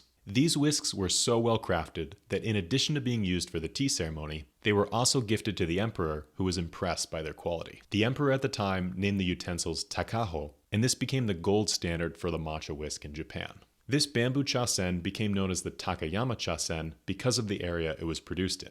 And still during modern times, the village of Takayama has the reputation for producing the best quality matcha whisks. Did you know that there are many different kinds of bamboo whisks? They differ based on their shape and color, and each one serves a specific purpose. First, let's start with the shape. While the handle is similar, you may note that the tines of different whisks bend off into different directions. First, we have the standard shape. This is the most common style of chasen. The tines are slightly curved and looped at the tips, perfect for frothing usucha, or thin matcha. Then we have the shin, or formal shape. This formal shape is used in traditional tea schools like urasenki, and the style features gracefully carved tines with unlooped tips, offering a more refined look. Finally, we have straight tines. This is the oldest style of chasen, with tines that point directly upward. This is preferred by some tea schools, and it works best in wide bowls, but creates less foam. There are also unique styles used in specific tea ceremony schools, such as the long-handled chasen for deep bowls or the compact versions for travel. While these aren't everyday whisks, they reflect the deep diversity of Japanese tea tradition. If you want a basic, all-purpose chasen for your daily bowl of matcha, you can find them on our website, neoteas.com. We even offer customizable matcha sets, where you can choose from different styles of handmade clay bowls and premium matcha powder. In addition to shape, there's a big difference in the number of tines on a chasen. Again, each design has its own specialty. First, we have the 32 to 48 tine chasen. These fewer, thicker tines are best for kneading koicha, or thick matcha paste, and not frothing. We also have 64 to 72 tines, kazuho. This is the standard in Japan, balanced for making both foamy usucha and also smooth koicha. Finally, we have the 80 to 120 tine chasen. This has a higher count of finer tines and a wider head, which is ideal for creating a delicate, mousse-like foam. This is often used in formal tea settings to create usucha, or thin tea. Whisks with more tines are gentler, more fragile, and produce foam more easily, while lower tine whisks are more sturdy and better suited for thick matcha paste. In addition to different shapes, there are also different colors of chasen. The type of bamboo used to make the chasen influences both the look and the feel. First, we have shirataki, or white bamboo. This is the pale and classic chasen. It's the most common type and the one you are most likely to encounter. Next, we have the kurotaki, or black bamboo. This chasen is made from naturally dark bamboo, and it's used for a more dramatic appearance. This chasen is a bit more rare, but you still can find it being used. Next, we have the susudake, or soot bamboo.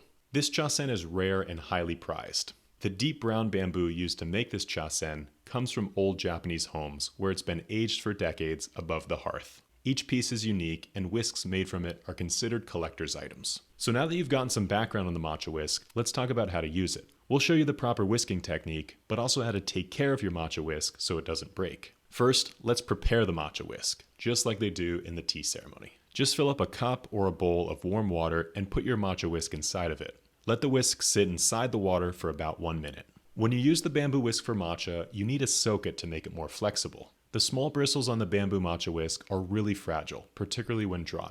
When you soak the bamboo in water, it makes the bristles more pliable and less likely to break. Now that we've learned to prepare the whisk, it's time to learn how to use it. Once the water and matcha powder have been mixed together, you can put your matcha whisk into the water and begin to gently scrape off the sides and the bottom of the tea bowl. This will ensure that the tea has been mixed evenly into the water. Once you've finished scraping, you can then practice your whisking technique. For this, you will want to follow a rapid zigzag motion using mostly your wrist. Keep your arm still and move in an M shape. If you stir the matcha in a circle, it won't agitate the matcha particles and you won't get the right consistency. These quick wrist movements may be difficult at first, but you will master them over time. An experienced tea master will be able to whisk the matcha very quickly while barely moving their arm. The key is all in the wrist. It generally takes about 30 seconds to get a nice thick foam on top, but this foam will start to appear after just a few strokes. If the foam doesn't appear, you may be using a low quality matcha or not enough powder. The bubbles will start out large, but then turn into smaller microfoam over time.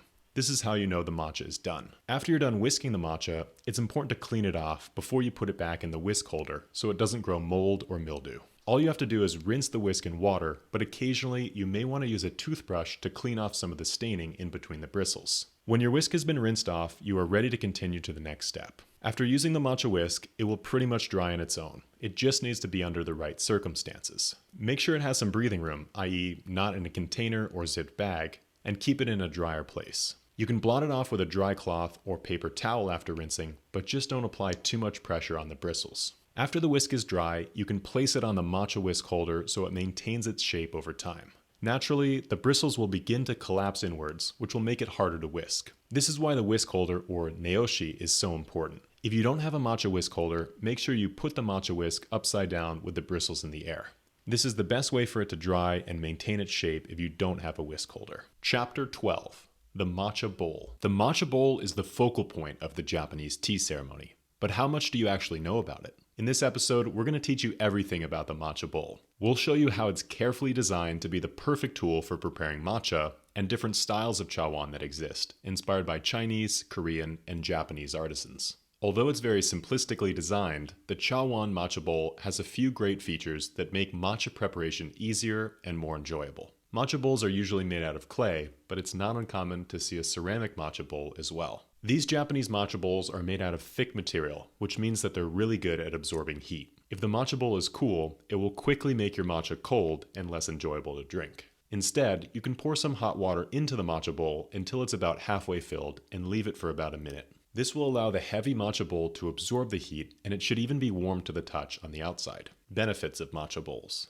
These simple matcha bowls actually have a few key features to them. First, the shape of the Japanese matcha bowl is more cylindrical compared to a regular bowl. This maximizes the space around the base of the bowl, so you have more room for whisking motions. The extra space is particularly useful if you're just starting out, because it will be difficult to master these more refined movements until you have a few hundred bowls of matcha tea under your belt. The bowl also features steeper sides to prevent spilling.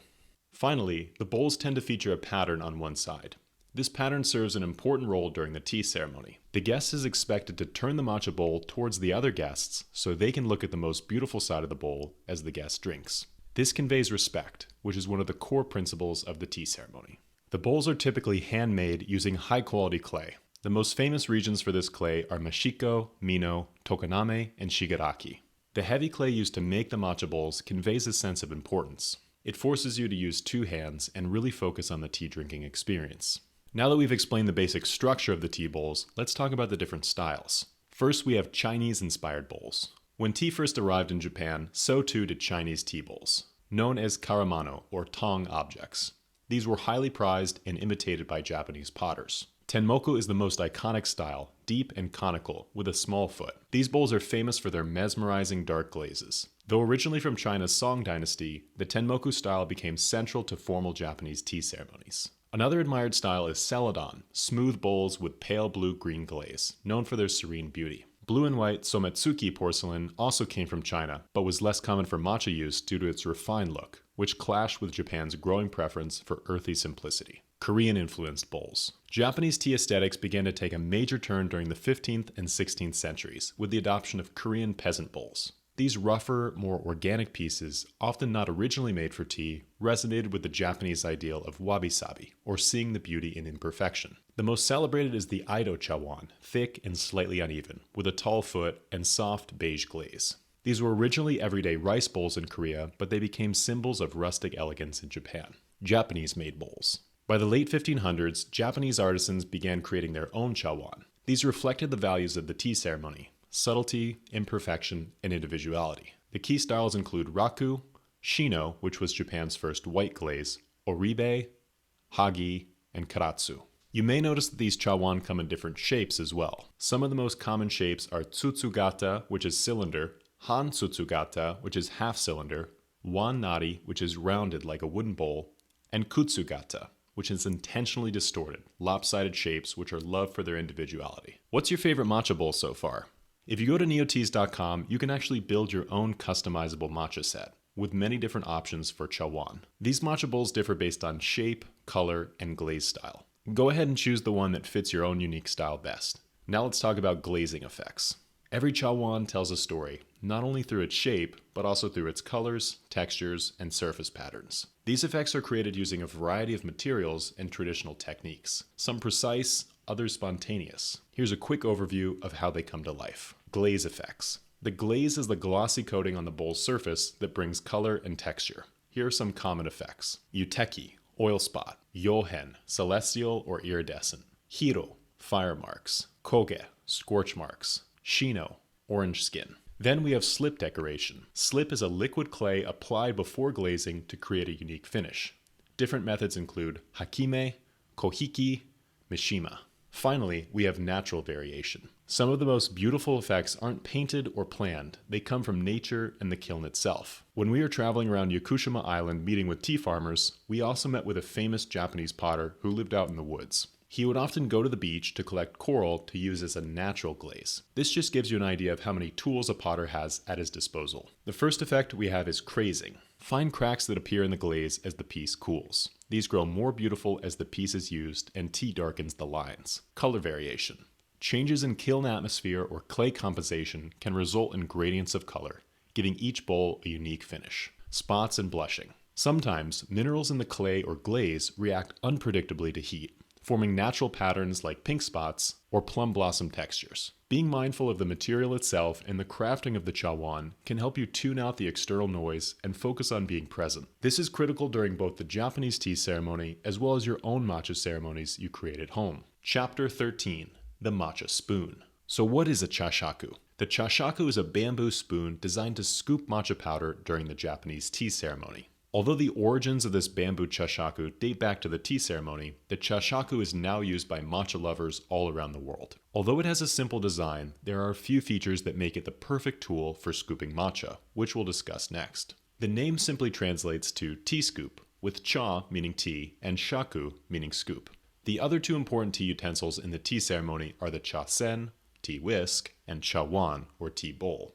The chashaku originated in China, and if you're familiar with the history of Japanese tea, you'll know that tea was originally brought to Japan from China by the monks. The Japanese monks would frequently go on missionary trips to China to learn techniques and philosophy from the Chinese monks. They found that the tea they were drinking really helped them stay alert and focused during long periods of meditation, and they eventually brought some tea back to Japan. The tea being consumed at the time was mostly ground, similar to what we would call matcha today. Of course, with ground tea, it becomes important to have a good spoon to scoop the powder, and so the chashaku scoop was a necessity. These matcha chashaku were originally designed out of metal or ivory, and they were introduced to Japan during the Muromachi period, from the 14th to 15th century. Eventually, tea masters and monks found that wood was a more effective material to use for the chashaku, and the bamboo chashaku was born. Benefits of the chashaku. A chashaku should be 18 centimeters in length, long enough to reach into a container, but short enough that it can be easily wielded. The spoon is almost completely flat, with the exception of a 48-degree bend at the end of the scoop. The chashaku gets wider towards the scoop, so it's able to hold more powder. This more vertical design makes it easier to scoop matcha powder out of the more cylindrical containers. During the tea ceremony, the tea is brought out inside a natsume, or tea caddy. This tea caddy is a deeper container, and it would be much harder to scoop out with a typical metal spoon. The tea ceremony is all about refined movements, so these subtle nuances actually make a big difference. When you prepare matcha tea at home, you'll most likely be scooping the powder out of a matcha tin. Here you have the same problem, as the matcha tin is a deeper, cylindrical container. You need something that can easily dip in and out, like the chashaku. Another benefit of the bamboo chashaku is that it's not made from metal. Most spoons are made from metal, and this is thought to react negatively when it comes in contact with the powder. The chashaku is made out of a slender piece of bamboo. The smooth outside of the bamboo is on the interior, and this is what is in contact with the matcha powder. On the exterior, you have the rougher inside of the bamboo with the grains of wood to prove it. This has been sanded so it has a smoother texture, but it's still not quite as smooth as the interior. Finally, the chashaku scoop is actually a great measurement tool. Later, we're going to discuss how to use the chashaku as a measurement tool and how to use the perfect amount of matcha powder in every bowl of matcha tea. So if you ever take part in a Japanese tea ceremony, you'll notice that the tea master uses 2 scoops of matcha powder in each bowl of matcha tea. This may seem like an arbitrary amount of powder, but the chashaku scoop is a surprisingly accurate way to measure out tea. The chashaku is much more elegant than a teaspoon measure, and if you get the technique down, it can be almost as accurate. One heaping chashaku scoop is equivalent to about 1/3 of a teaspoon of powder. By using 2 scoops of the chashaku, you are between 1/2 and 1 teaspoon of powder, which is the perfect amount for preparing matcha in the Osucha style. Why is the chashaku so small? The reason the scoop is so small is because if it were any larger, it would be difficult to maneuver in and out of the matcha tin or natsume. The design is perfectly minimal, and the small chashaku scoop makes it easy to use and also practical as well. How to use the chashaku. Using a chashaku is quite simple. All you have to do is hold it by the thin part, just like you would a pencil, and dip the scoop into the matcha container. It makes no difference whether you're using the chashaku in a matcha tin or natsume, as they both have the same general shape. Next, push the edge of the chashaku into the matcha powder until you have as much powder on top as possible. Then you can simply lift the chashaku scoop out of the container and very carefully place it over the matcha bowl or matcha sifter to dump it out.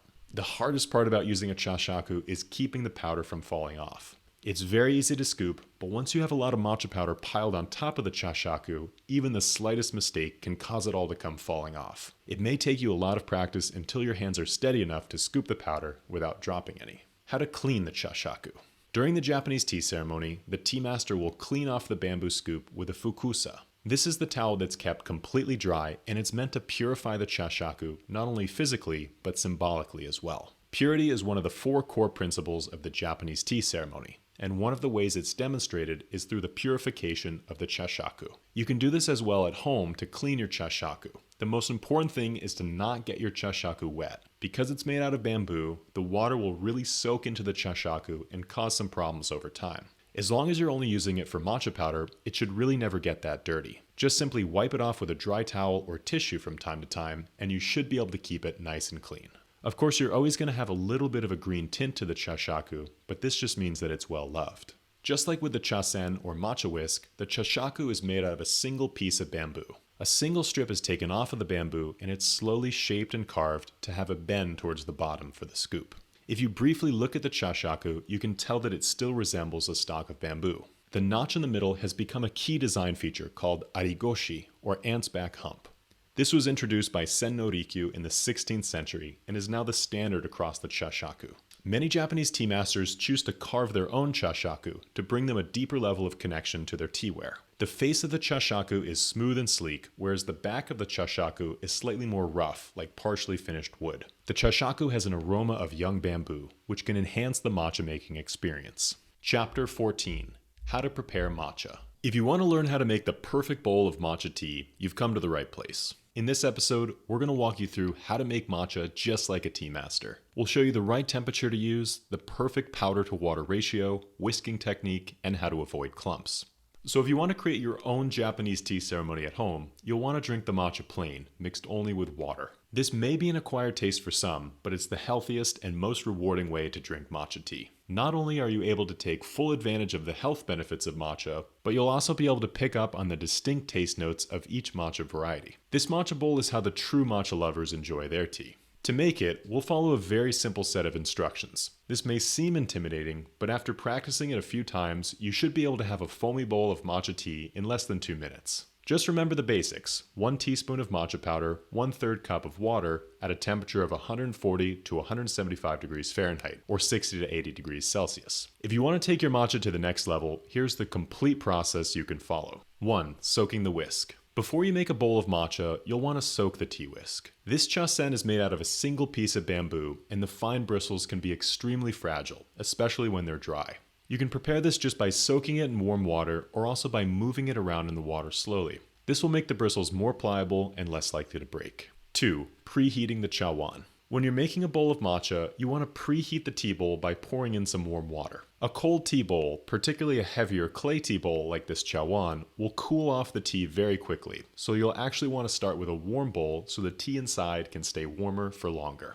3. Scooping the powder. Unlike with leaf tea, matcha tea doesn't need to steep, so there's no need to worry about brewing time. The tea is stronger in flavor because you're drinking the entire leaf, not just an infusion. Because of this, instead of using 5 grams like you would with a leaf tea, you can start out with 2 grams of powder. This is roughly 1 teaspoon. 4. Sifting the powder. We recommend sifting the matcha powder into a bowl before you use it. Matcha is extremely sensitive to humidity, and it will begin to form clumps as soon as you open it. To remove these clumps, you'll want to measure out your 2 grams of matcha powder and then try to push it through the strainer into the bowl. This will allow the matcha powder to mix evenly into the bowl and make the drinking experience much more pleasant. When you're drinking matcha plain without milk or sugar, it's very important to use high quality matcha powder or the drink will be extremely bitter. If you want to try the best matcha teas we found during our travels around Japan, you can browse the Ceremonial matcha on our website, neoteas.com. 5. Getting the right temperature. We recommend a temperature between 140 and 175 degrees Fahrenheit, or 60 to 80 degrees Celsius.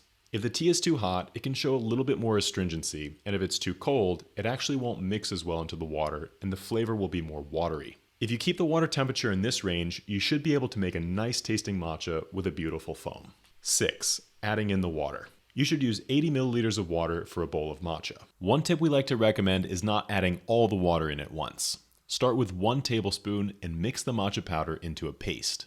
This paste makes it easier to see the clumps and smooth them out so they don't end up in the final matcha. Once you have the smooth matcha paste with no clumps, you can then add the rest of the water in. 7. Mixing in the powder. When whisking a matcha, you can first begin by scraping off the sides and the bottom of the tea bowl to make sure all the matcha is combined into the water. This will make sure that you have an even consistency and a good foam. 8. Whisking the matcha. You can then move the chasen quickly through the water in a zigzag motion using your wrist to mix it into the water. You should be careful not to drag the tea whisk at the bottom, but rather keep it more towards the surface of the tea. You can then switch to faster zigzag motions with your wrist, and the tea will begin to form this beautiful foam. If you watch tea masters make a bowl of matcha, you'll notice their arm is completely still. It's all in the wrist. Mastering this technique will allow you to create a beautiful foam on the top of your matcha. The foam on the matcha is very important when it comes to the flavor. These small bubbles aerate the tea, giving it a smoother taste and a creamier texture. This is how you get your matcha to taste like a latte, but without cream or sugar.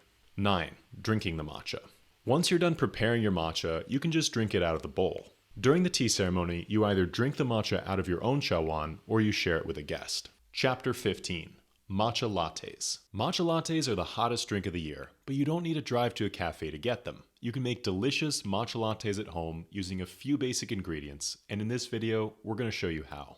We'll walk you through the list of ingredients, steps, and tips to make the perfect matcha latte, both hot and iced. A personal pet peeve of mine is when the matcha latte is too watered down, and we'll show you what you can do to fix that. So matcha lattes can be a fun way to get started into the world of matcha. You can flavor them based on your personal preference, and the added sweetness makes for an easier introduction into the more exotic flavor profiles of matcha. So let's talk about the ingredients. Other than the matcha powder, which you can easily find on our website, you should have everything you need at home already. First, matcha powder. Matcha powder is the key ingredient in making an iced matcha latte, but use it sparingly. You don't want to drink much more than 2 teaspoons in a latte, or you'll get a heavy dose of caffeine. Also, you don't need to use expensive matcha powder if you're making a latte, but it still should come from a reputable source. If you want to get the perfect matcha powder for your daily latte, you can try this one from Mr. Masuda in Shizuoka. The latte grade matcha comes from later tea harvests, so it's more affordable, but it still has a great color and a strong flavor that works perfectly with milk. Second, milk. Milk is used to create the creamy texture of the iced matcha latte. Any type of milk can be used, but we really recommend going for a plant-based milk like oat milk, soy milk, almond milk, or coconut milk. This will improve the flavor and make it so that you can still get the health benefits of the matcha. Third, sweetener. A sweetener is used to balance out the bitterness of the matcha powder. Common sweeteners include honey, agave, maple syrup, or simple syrup. You can experiment with different types of sweetener to see which works best in your matcha latte. Fourth, ice. Ice is added to create a refreshing and chilled drink. It's important to use enough ice to keep the drink cold, but not too much that you dilute the flavor. If you really want to take your iced matcha latte to the next level, you can make matcha ice cubes by freezing matcha in an ice cube tray. When these ice cubes melt, they won't dilute the flavor of your drink. They'll just add more matcha to your latte. Of course, if you're making a warm matcha latte, you won't need any ice cubes. There are also several optional add-ins that can be used to enhance the flavor of the iced matcha latte. For example, vanilla extract can add a subtle sweetness and depth of flavor. Whipped cream can add a nice texture and extra sweetness. A sprinkle of cinnamon can add warmth and spice, and some people like to add fruits such as strawberries or blueberries to add a fruity twist to the drink. An easy way to do this is by adding a little bit of fruit jam to the bottom of the drink and then stirring it in. This is the part where you can really make the recipe your own and experiment with different combinations. So now that you have all the ingredients for your matcha latte, it's time to combine them all together. All you need to do is follow these steps and you will soon have the ultimate iced matcha latte or warm matcha latte. Step 1. Preparing the matcha powder. In a small bowl or cup, sift 1 to 2 teaspoons of matcha powder to ensure that there's no clumps. Next, you can add in 1 to 2 tablespoons of hot water and then mix the matcha powder until it forms a smooth paste. For the matcha lattes, we're going to add as little water as possible because we're also going to be adding milk later on. We want to really reduce the amount of water that we add to the lattes so it doesn't taste diluted. Step 2. Pouring in the milk. Now you can pour the milk into the matcha paste and mix it up until it's thoroughly combined. If you're making a warm matcha latte, you can heat the milk ahead of time and put it in hot. Step 3. Combining everything. Now that you have the matcha and milk well mixed together, you can pour it into a cup or glass filled with ice or matcha ice cubes. If you're making a warm matcha latte, instead of pouring it into a cup filled with ice, simply pour the heated matcha into a mug. If you want to make sure that your warm matcha latte stays warm, you can heat the mug ahead of time. Just pour in some hot water, leave it in for about a minute, and then pour it out before pouring the matcha into it. Step 4. Adding the sweetener. Now you can add in the sweetener to taste, stirring it in until it's fully dissolved.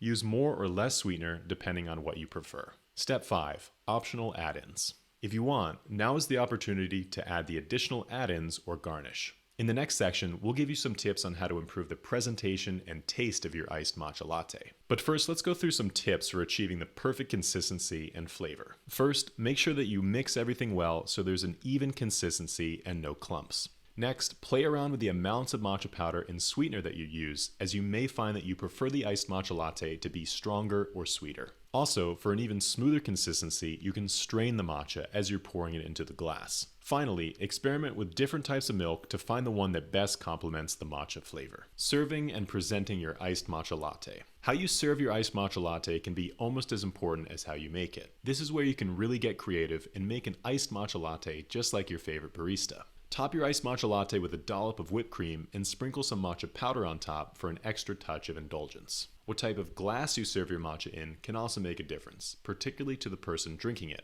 We like to use a nice tall glass or mason jar to really showcase the color and layers of the drink. Finally, we have garnish. You can add a fresh mint leaf or a slice of fruit to the drink for a finishing touch. Make sure whatever you use pairs well with the flavor of the matcha, something sweet and neutral, without too much sourness. If you want to get the perfect matcha for lattes, you can find it on our website, neoteas.com. After traveling around Japan for the past few years, we met with dozens of different farmers and sampled hundreds of different matcha teas. This one, from Mr. Masuda in Shizuoka, works perfectly in matcha lattes, and it's very affordable. The important thing, even with matcha lattes, is that you get matcha from a pesticide-free source. When you drink matcha, you're consuming the entire leaf, along with everything that's been added to it. This is why all of our matcha teas are grown without pesticides or chemicals, and if you want to try them, you can find them on our website, neoteas.com. Chapter 16. How to make matcha without a whisk. Can you make matcha without a whisk? In this video, we're going to find out. We'll show you 5 different methods you can use to make a bowl of matcha without a bamboo matcha whisk. Each one of these methods has its advantages and its drawbacks, and we're going to discuss each one. So making matcha without a whisk is possible, but it does require a little extra patience. Although the bamboo whisk has been used to make matcha for hundreds of years, it still is the best tool for preparing these foamy bowls of matcha tea. Because the whisk has 80 to 120 thinly carved bristles, it does 2 things very well. First off, it does a great job at breaking up the clumps in the matcha, especially during the mixing stage. And second, it injects air into the matcha, leading to a rich microfoam. This foam is not just for looks, it also creates a light, airy consistency and a smooth taste. If you're serious about matcha, it's highly recommended you get a bamboo matcha whisk, but if you don't have one, there are 5 other methods you can try. Let's see how each one works. First, we have a milk frother. This is perhaps the best substitute for the matcha whisk, but it can be just as expensive. The milk frother is usually battery operated and it spins around to aerate different drinks. It's usually used to make cappuccinos and other drinks that involve steamed milk, but it can also be used for foaming matcha tea. The advantage is that it's quick, easy to use, and it does create a pretty good foam. Unfortunately, it doesn't do much to break up the clumps, and it's also a tool most people don't have in their kitchen. The next 4 techniques will all involve tools that you'll likely have at your home already. The mason jar. If your main priority is creating foam on your matcha, the mason jar can be a pretty good alternative to the matcha whisk. Just mix up your matcha powder with water, put the lid on, and give it a good shake. Just make sure that you don't do this with hot water or it will expand and explode. The matcha will begin to foam up almost immediately, and then you can pour it out into a glass or drink it directly out of the jar. The only downside with this method is that it tends to produce a lot of clumps, which can make the matcha really unenjoyable. This means that it's even more important to sift your matcha before mixing it. We still have 3 more methods to get to, but in the end, we'll show you another good technique to get rid of the clumps in your matcha, no matter what tool you're using. Number 3, a blender. When people ask how to make matcha tea without a whisk, the blender is a tool that often comes to mind. Most people think that this will make the matcha foam up immediately, but it's still pretty hard to produce the right amount of foam in the matcha. When we tried using the blender in one of our tea experiments, we found that it didn't do much to break up the clumps in the matcha either. Believe it or not, the bamboo whisk still produced more foam and way less noise. Number 4, metal whisk. The metal whisk may seem like an easy solution, but it's a bit harder than you'd think. The metal bristles on the whisk slice through the water without actually aerating the tea. There tends to be a lot less bristles on the metal whisk, so it's not as good of a whisking tool. If you do end up using a metal whisk, the more bristles the better. Also, when you're preparing matcha, it tends to be part of a calming morning routine, so the last thing you want is the sound of a metal whisk scraping against a bowl. With enough determination, however, you can use the metal whisk to get foam on top of your matcha. It's just much more difficult. Number 5, fork.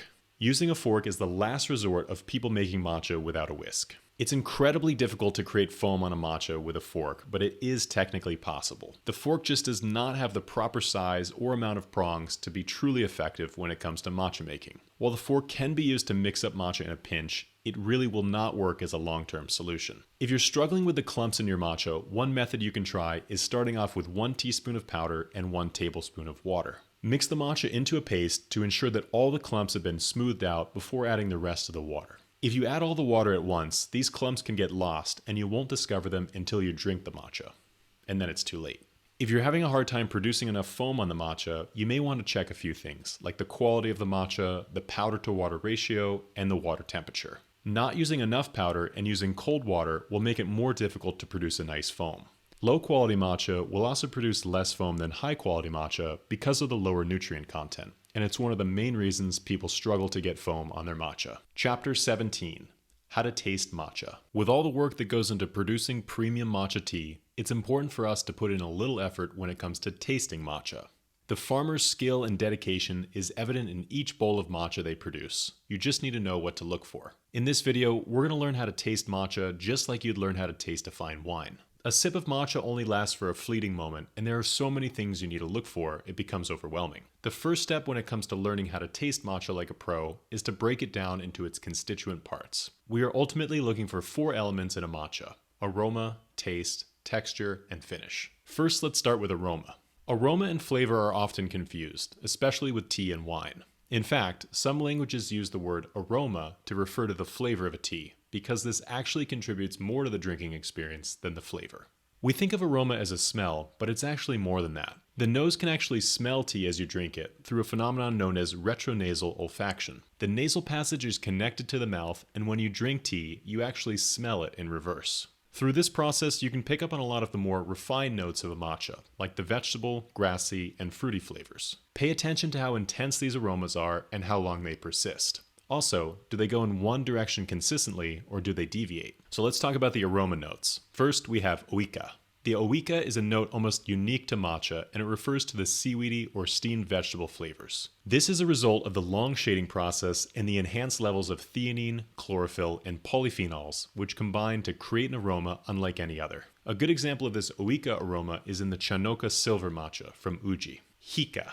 Hika is another aroma that translates to smell of fire in Japanese. This is present in other teas, but you can also find it in matcha. This is where you get more of the roasted aroma like kinako or roasted soybean flour and toasted nuts. A good example of a matcha that has this hika aroma is the Osada Okumidori matcha from Shizuoka. Floral. A lot of matchas also have a floral aroma. This is a bit more rare, but it adds a playful complexity to the matcha that keeps each sip interesting. A good example of this is the Sakamoto Sai matcha from Kagoshima. Fruity. Finally, matcha can also exemplify a fruity aroma. This does not mean that the matcha has been scented or sweetened. It's due to the complex cocktail of volatile compounds that are also found in various fruits. Our brain just perceives these compounds and associates it with fruits we are familiar with. Flavor. So flavor and aroma are easily confused, but flavor is what happens on the tongue. This sensation can be powerful, but it's not as refined as aroma. You can get basic signals from the matcha like sweetness, bitterness, acidity, etc. If you want an example of how aroma influences your perception of flavor, you can hold your nose when you drink matcha, or any other drink for that matter, and see how the taste changes. This stops the retronasal olfaction from taking place, and everything else is flavor, perceived by the mouth rather than the nose. So if you hold your nose while drinking matcha, you won't get the aromas, but you still might perceive these flavors. Umami. This is the legendary 5th flavor that translates to savory, and it's commonly used in Japanese dishes. An example of this is mushrooms, tomatoes, and dashi, foods that add a savory dimension. In tea, this savory characteristic comes from the amino acids, which are the basic building blocks for proteins. Sweet. While matcha isn't sweet like candy, it does produce a subtle sweetness that can be felt on the palate. This should feel smooth on the tongue and make you salivate. Bitter. While higher quality matchas tend to have very little bitterness, it's still something that people look for in a matcha. This is a sensation you feel on the back of the tongue, and it may produce a lingering aftertaste. Dry. Dryness is probably the easiest of flavors to pick up on.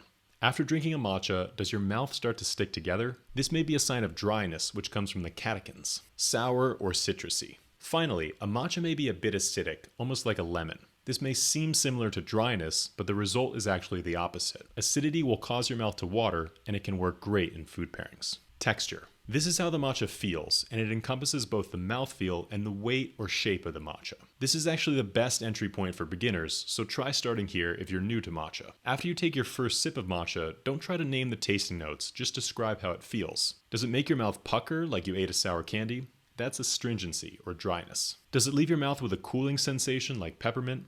or maybe it feels heavy, creamy, or thick. These are all descriptors that even beginners can pick up on, and it's helpful information when it comes to getting to know a matcha. Finish. This is another easy entry point for beginners, and it refers to what happens after the sip. Does the flavor of the matcha linger, or is the taste gone as soon as you finish it? Try to count how long the flavor stays in your mouth after you're done drinking. In rare cases, the finish can disappear and then return. In general, a longer finish is an indication of higher quality, and the returning finish is the highest praise of all. Structure. This is where it all gets a little bit meta, but structure is a term borrowed from the wine world, and it refers to the order in which the tasting notes come.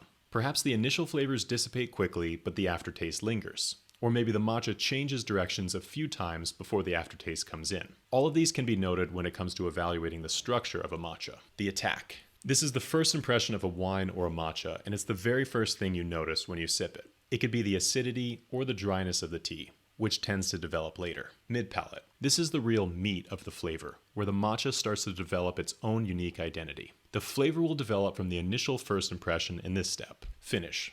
Finally, the taste will begin to dissipate into a finish. Where do the flavors end up, and how long do they stick around? Sometimes they will evolve into a surprising direction, and this is key to note when assessing the finish of a matcha. If you want to practice your matcha tasting, the best way to get started is by getting a matcha sampler. We've put together an assortment of different matcha teas from all over Japan, and they all taste completely different. If you want a more hands-on tasting demonstration, we highly recommend you get a matcha sampler at neoteas.com. Chapter 18. Evaluating matcha. How do you know if your matcha is high quality?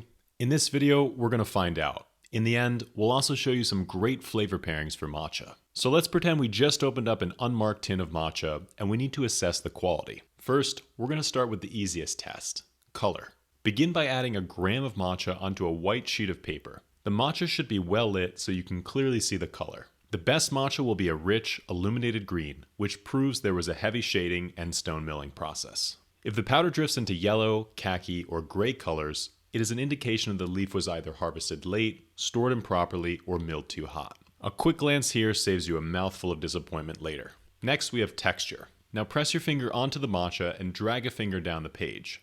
Premium matcha should vanish into a silky film, leaving no discernible granules. If you feel grit or see flecks, the matcha is more coarsely ground.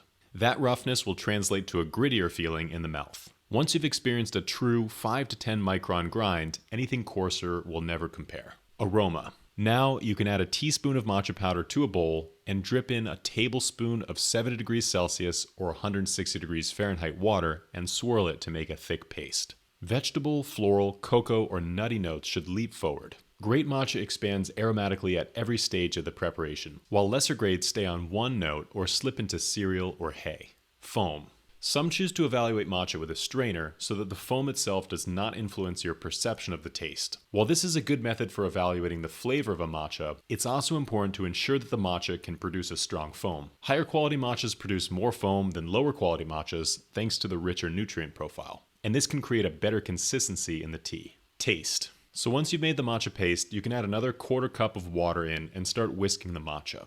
As you drink it, make sure to roll each sip across your tongue. You can slurp here and aerate the matcha, splashing it against the roof of your mouth. It's not rude if you're doing it for research. Top shelf matcha feels velvety and leaves a sweet savory bloom that coats the palate without grit. Mid-range powder tastes thinner and may flash a sharp bitterness. Truly low-grade matcha turns sour, metallic, or astringent the moment it cools. Finish. Sit back for a few seconds and notice how long the flavor lingers. Top shelf matcha trails off with a gentle, buttery sweetness, and it can have a faint suggestion of roasted nuts that keeps saliva flowing for minutes. If the aftertaste disappears instantly, or worse, grips the sides of your tongue with dryness, that matcha belongs in a latte, not a ceremonial bowl. Finally, we can score the matcha based on color, texture, aroma, taste, and finish from 1 to 5. Anything that shines in all 5 categories is ready for a tea ceremony, while a tea that stumbles in 2 or more categories should just be in your baking shelf. Always make sure to sift your matcha, double seal your matcha tins, and store them in a cool, dry place, away from other odors. Also, it's important to drink your matcha within 30 days after opening so it stays fresh. When in doubt about evaluating a matcha, talk about how the matcha makes you feel. Your feelings are never wrong. Ask yourself on what part of your mouth do you feel the matcha? What does it feel like when you drink it? How long does the flavor last? By exploring questions like this, you can start to evaluate a matcha, even if you don't have the vocabulary. This matcha flavor wheel can be your sidekick during your matcha tastings.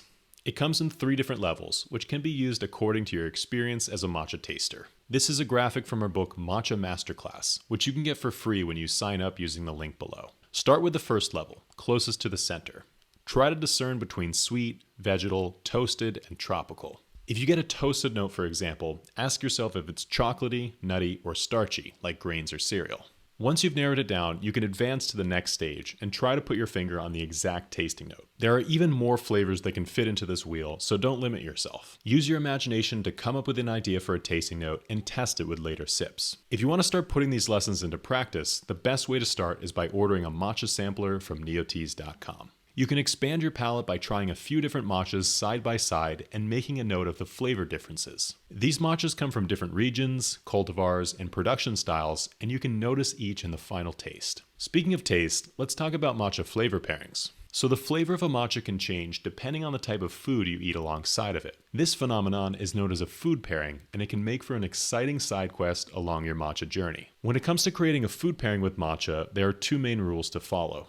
The first is you want to keep the pairing sweet, and the second is you want the flavor to be neutral. The reason you want to pair matcha with something sweet is that matcha can have some bitterness to it, and this is brought out by certain flavors like citrus, for example. Instead, what you want to do is pair it with something sweet to neutralize the bitterness. Mochi. So to start off, let's talk a little bit about one of the more classic food pairings for Japanese green tea, wagashi, or Japanese sweets. These decorative sweets are presented to guests during the Japanese tea ceremony, along with a bowl of matcha. A common ingredient in wagashi is mochi, or rice dough.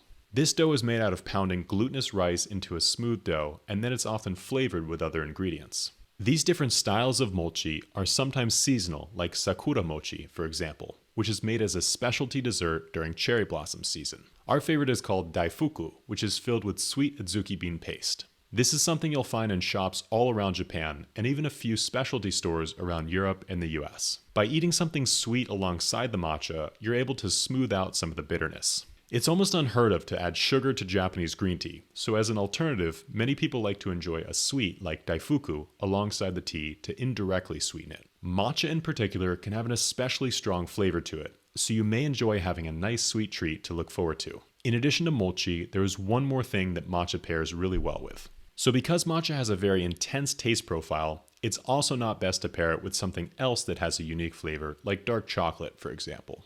What you want to do instead is pair it with something like white chocolate, which has a very sweet yet neutral flavor. This is a delicious food pairing you can easily do at home with your next bowl of matcha. Chapter 19. Matcha Cultivars. Just like wine is broken down into different varietals, matcha is broken down into different cultivars. These cultivars, or tea plant varieties, determine everything from the optimal growing conditions of the plant to the final flavor of the matcha. In this video, we're going to discover some of the most common matcha cultivars and explain their different attributes. First, we have Yabukita. The name Yabukita is derived from the place where the tea was first cultivated by Sugiyama, the northern part, Kita, of the bamboo grove, Yabu. Japan's most popular cultivar brews a classic, well-balanced cup, bright spring grass aromatics, brisk umami, and a clean hint of pine needle astringency that keeps the profile lively rather than heavy. Between 75 and 80% of the tea in Japan is Yabukita, and there are 2 main reasons why it's so widely grown. The tea plant is more resistant to frost, and therefore can survive in the colder climates of central Japan, where most of the tea is grown. The brisk, vegetal flavors of Yabukita are more popular with Japanese tea drinkers, and the vast majority of tea produced in Japan is sold in Japan. So it's both practical and well liked in Japan. But there's another cultivar that's becoming popular abroad, Okumidori. Okumidori means late green. The name refers to the cultivar's late budding and harvesting schedule compared to others. Because Yabukita is considered the standard Japanese tea cultivar, every cultivar that is harvested after it is considered late, and every cultivar harvested before it is considered early. Loved for its deep emerald green color, Okumidori leans sweeter and creamier than Yabukita. It offers a smooth and savory, steamed edamame flavor with almost no bitterness and a soft, lingering finish. It also provides plenty of these marine or seaweedy aromas to keep the flavor interesting. Because American and European matcha drinkers are not as well acquainted with the grassier flavors of Yabukita, they tend to prefer the smoother Okumidori cultivar, and that's why some of our most popular matchas like the Washamine, Nekkai Superior, and Osada Okumidori come from the Okumidori cultivar. These smoother, more delicate cultivars are more sensitive to frost, but they thrive in southern Japan. Saimidori. This means vivid green or clear green, and the name reflects the cultivar's bright color and fresh, delicate taste. This cultivar is a crossbreed between Yabukita and Asatsuyu, and it delivers a vivid jade green foam, fresh floral top notes, and a delicate melon-like sweetness. Expect very low astringency and a fine perfume-like aroma. Goko. The name Goko translates to halo, suggesting a sense of radiance or spiritual brilliance. Matcha connoisseurs prize Goko for its thick body and powerhouse savory character. Think nori, toasted hazelnuts, and dashi broth, backed by a mellow sweetness that makes an impressive koicha. This is one of the more rare cultivars, but you can find it in select matchas like the Matcha Koyai from Shizuoka. Asahi. The name means morning sun, symbolizing purity and a fresh beginning. This cultivar is rare and temperamental in the field, but exquisite in the cup. Asahi is deep, velvety, and chocolatey with a pronounced umami punch and an almost espresso-like crema when whisked. If you want a great example of an Asahi cultivar, you can try the Chanoka Silver from Mr. Takada in Uji. Asatsuyu. The name means morning dew, and it reflects the cultivar's soft and naturally sweet character. This cultivar is also nicknamed a natural gyokuro because the cultivar is so inherently sweet. It offers a syrupy texture, notes of sweet corn and buttered spinach, and virtually no bite, even at higher concentrations. Sayama Midori. The name means green of Sayama, which is a reference to the Sayama region. This cultivar produces a rounder, nuttier profile. Sayama Midori is bred in Saitama's cooler climate. It tends towards a round, nutty profile with notes of roasted chestnut and sweet potato, with a moderate umami and a pleasant tea-like astringency that stands up well in lattes as well as straight bowls. Uji Hikari. The name means light of Uji, which reflects the brilliance of this cultivar and its connection to the storied history of the Uji region. This is a heritage Uji cultivar that froths a luminous lime green and blankets the palate in a velvety, custard-thick umami. With this cultivar, you can expect sweet, milky, and nutty tones layered in with a mellow, sea spray freshness and a faint dusting of cocoa. It's important to mention that no cultivar is necessarily better than others. It all comes down to personal preference. Try experimenting with a few different cultivars of matcha to get an idea of which ones you like most. Chapter 20. Matcha Regions. Where does matcha come from? Different regions around Japan have different specialties when it comes to matcha. From the more delicate matchas in the south to the bolder matcha teas in the mountains, each climate leaves its mark on the matcha flavor profile. When sourcing matcha, the region is one of the most important considerations. Great matcha can be produced in any of the major tea-producing regions, but each region tends to have their own specialties. First, we have Uji. Uji is the world's most famous matcha region, and for good reason. Ever since the 1500s, Uji has had the reputation for producing Japan's best tea. Historically, this was the first region to use the shading technique at scale, which gave the tea industry a huge head start. Nowadays, the region benefits from generations of talented farmers and a rich rolling terroir that provides the tea plants with natural shading. Uji matcha usually comes at a premium, so while it is the most famous, if you're looking for good deals, you'll want to look elsewhere. So Shizuoka remains the volume heavyweight, even in the matcha world, producing up to 40% of Japan's total tea production. Farms stretch up the river valleys at the foot of Mount Fuji, where longer, cooler winters favor frost-hardy Yabukita. During spring, you'll spot giant green fans circulating air so the fresh sprouts don't freeze. Matcha from Shizuoka leans bright and brisk, with a vivid color, crisp grassy aromatics, and a clean, refreshing finish. This bolder flavor also comes from the Yabukita cultivar, which is overrepresented in this cooler tea-growing region. Shizuoka is home to both mountain tea plantations as well as low elevation. For this reason, the flavor of the matcha will also depend on where it's grown within Shizuoka. Kagoshima. Farther south on the subtropical Kyushu island, Kagoshima's volcanic soils and mild winters let farmers shade more delicate cultivars like Okumidori, Saimidori, and Asatsuyu, without worrying about the frost. The result is plush, naturally sweet matcha with deep emerald green color and a very low astringency. Producers such as Mr. Sakamoto specialize in organic fertilizer and intensive, long net shading that supercharges the umami.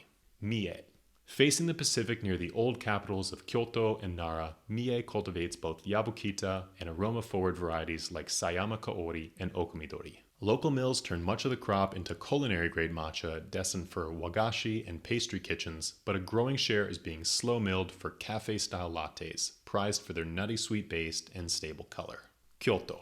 Kyoto is the spiritual home of matcha. Small, centuries-old tea gardens still blanket the misty hills south of Kyoto City, where traditions such as hand-built Hansu straw shading are still alive and well. Cultivars like Gokko and Saimidori thrive here, and they yield a thick, velvety texture, rich umami, lingering sweetness, and that signature perfume that sets the benchmark for ceremonial grade matcha.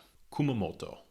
Although better known for sencha, Kumamoto's inland basin provides cool nighttime temperatures that lock in fragrance. A handful of growers now stone mill shaded leaf into small batch matcha, which is distinguished by a round, nutty body with notes of roasted chestnut and sweet potato, and a pleasant, balancing astringency that shines both in milk drinks as well as plain bowls. Miyazaki. Mountainous Miyazaki lies on Kyushu's eastern coast, where narrow terraced fields sit above 600 meters. The altitude slows growth and concentrates amino acids. Shaded Okumidori and Kanaya Midori from here produce matcha with silky texture. The region is much more known for rare leaf teas like Kame-iracha and oolong, but it does produce some matcha teas as well. Yame. Tiny yame punches far above its weight. The growers here have perfected the ultra-long shading technique, often with 25 days or more under double or triple netting, to create the most decadent and umami-rich teas in Japan. While the district is famous for gyokuro, this same material can be processed into tencha and then stone milled to become a matcha with remarkable depth. Chapter 21. Organic Matcha. Does organic matcha make a difference? In this video, we're going to take a look at what organic matcha actually means and if the benefits are worth the added cost. We'll also visit some organic tea farmers in Japan and see how a more natural approach to tea cultivation has benefited their fields. But before we do that, let's go through a brief summary of what organic actually means. Of course, for most of human history, all the food grown would be considered organic by today's standards. But sometime during the Industrial Revolution, farmers realized that they can increase short-term crop yields by applying certain chemicals to the plants. In the 1960s, demand for produce grown without chemicals began to swell, which gave rise to the organic food movement we see today. In the 21st century, government agencies offered required companies to obtain an organic certification before they could sell their products as organic or bio. The tea industry follows these guidelines as well, and in order for a tea like matcha to be called organic, it needs to be certified organic by a government agency. These standards vary by country, so a tea can be considered organic according to Japanese agricultural standards, JAS, but not allowed to be sold as organic within the US or EU. When we initially started working with matcha producers in Japan, we only wanted to source from fields that were certified organic. After meeting with a lot of talented farmers and tasting delicious teas, we encountered quite a few that were grown without pesticides, but not certified as organic. In order to be certified as organic in Japan, the farmer would need to hire somebody to come to their field and do a soil survey for each particular tea. This requires a lot of money, and a lot of smaller farmers aren't willing to make the investment. After realizing this, we made a decision to continue working with the organic farmers, but also start working with farmers that were simply pesticide-free. All the teas you'll find at neoteas.com were grown without the use of pesticides or chemicals, and quite a few of them are certified organic by Japanese agricultural standards. We didn't want to turn away great teas simply because the farmers didn't pay to get them certified.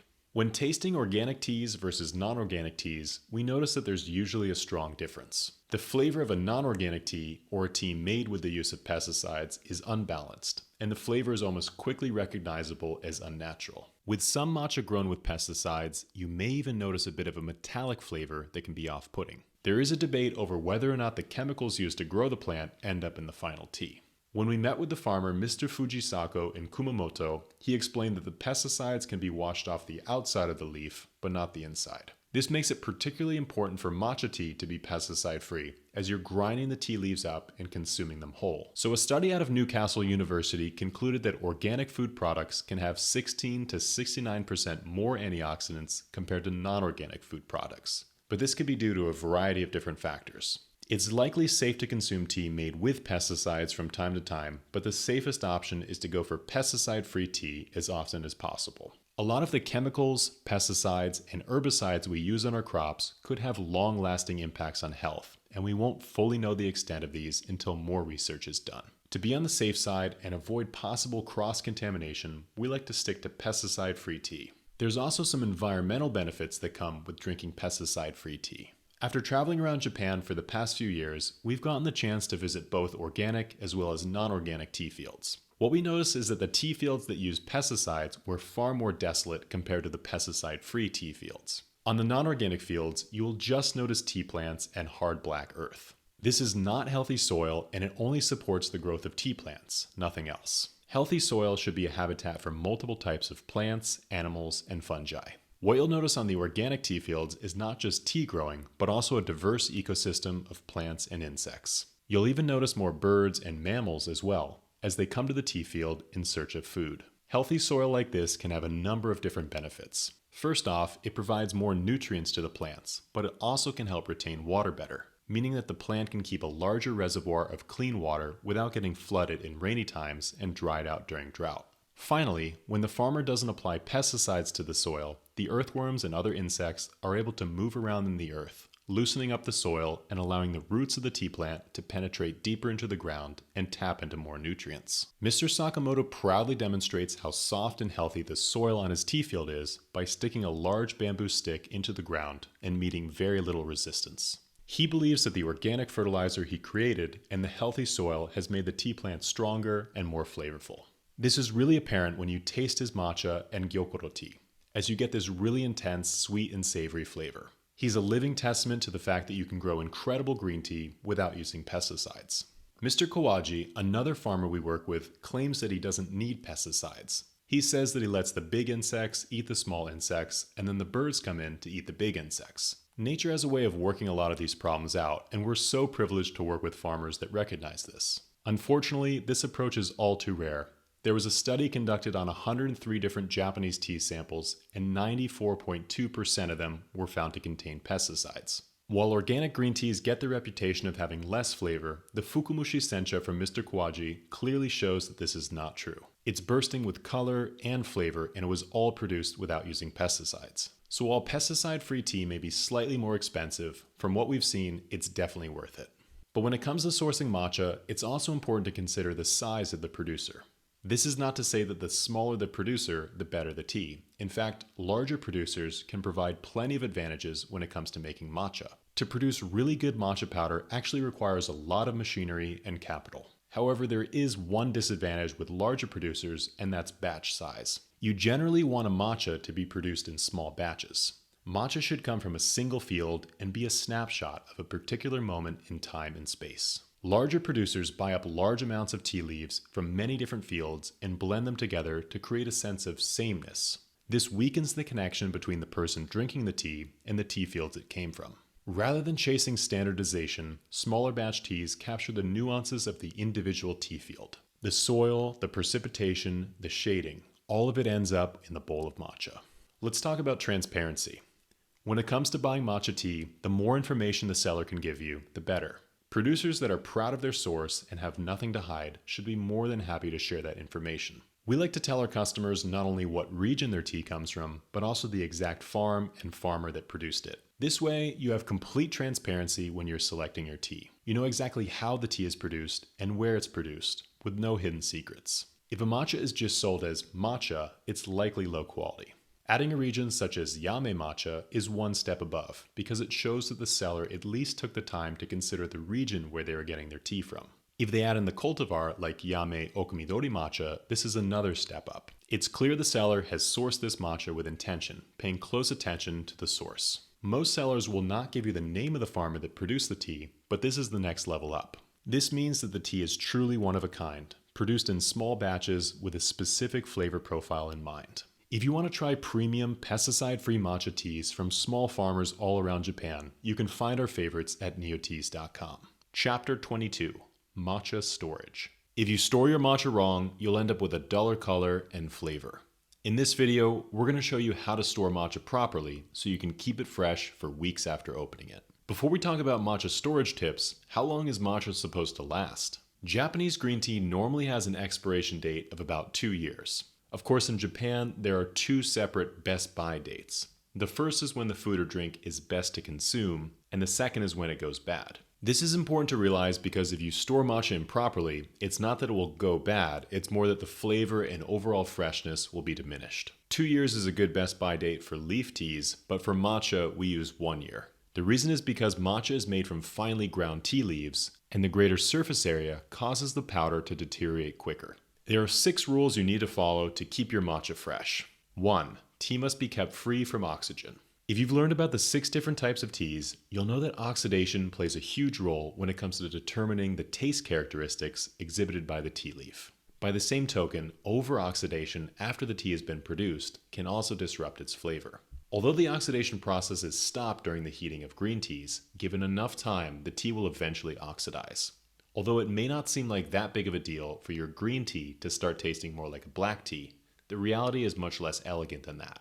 If a green tea becomes oxidized, it won't taste like a green tea or a black tea. It will just be weak in flavor and taste slightly off.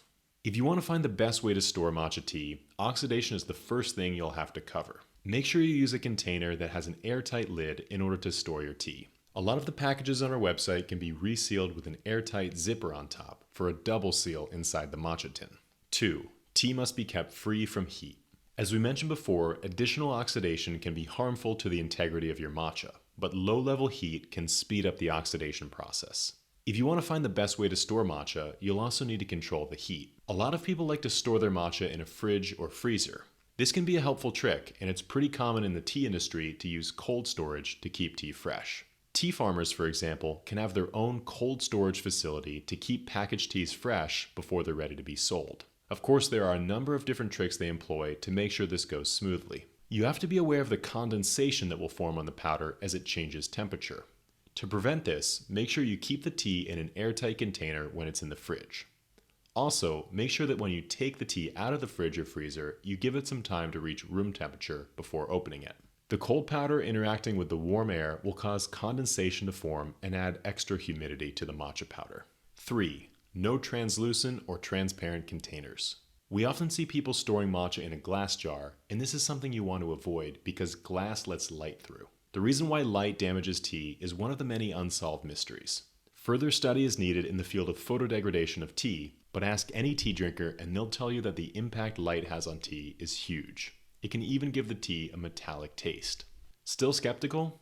We can give you a little experiment to try that will convince you just how much damage light can do. Take a small spoonful of matcha, put it out in the sun for even 10 minutes, and then compare it to a fresh scoop. The color will shift from green to brown in just a matter of minutes. Try to keep your matcha powder away from light as best you can. This means that you should not store your matcha in glass jars or anything else transparent, as these still let light through. So rule number 4, tea must be kept away from strong odors. The fact that tea leaves can absorb the aromas of their surroundings is of great benefit to producers of scented teas like jasmine, but it can be a hassle for people trying to find the best way to store their matcha. Over time, your tea will begin to take on the aroma of whatever it's stored next to. Maybe this doesn't worry you if you keep your tea stored next to jasmine flowers, but it can be a problem for just about anything else. Here it's time to revisit the fridge. As we mentioned before, the fridge can be a great way to keep your matcha in cold, dry storage. The problem is, it's also where you keep all the other foods. These foods can impart their aromas on the tea leaves and impact the flavor. For this reason, we really recommend using the fridge or freezer for unopened packs of matcha. Most matcha comes in 30 to 40 gram packs. You should easily be able to go through this amount in less than a month, so don't worry too much about the fridge here. 5. Tea must be kept away from moisture. The longest part of the tea production process by far is the drying phase. This is done through a series of small ovens and conveyor belts that gradually heat the tea leaf over time so that the moisture can be taken down from about 70% to between 4 and 7%. If the leaf is heated too quickly, it will roast and alter the flavor. With so much work done by the farmers to reduce the humidity in the leaves, the least we can do is try to keep them dry until we're ready to prepare them. The tea leaves, or tea powder in this case, is designed to tightly seal in the flavor until it's exposed to water, where they release them all at once. For the best matcha experience, you want this release of flavors to happen right as you're ready to drink the tea.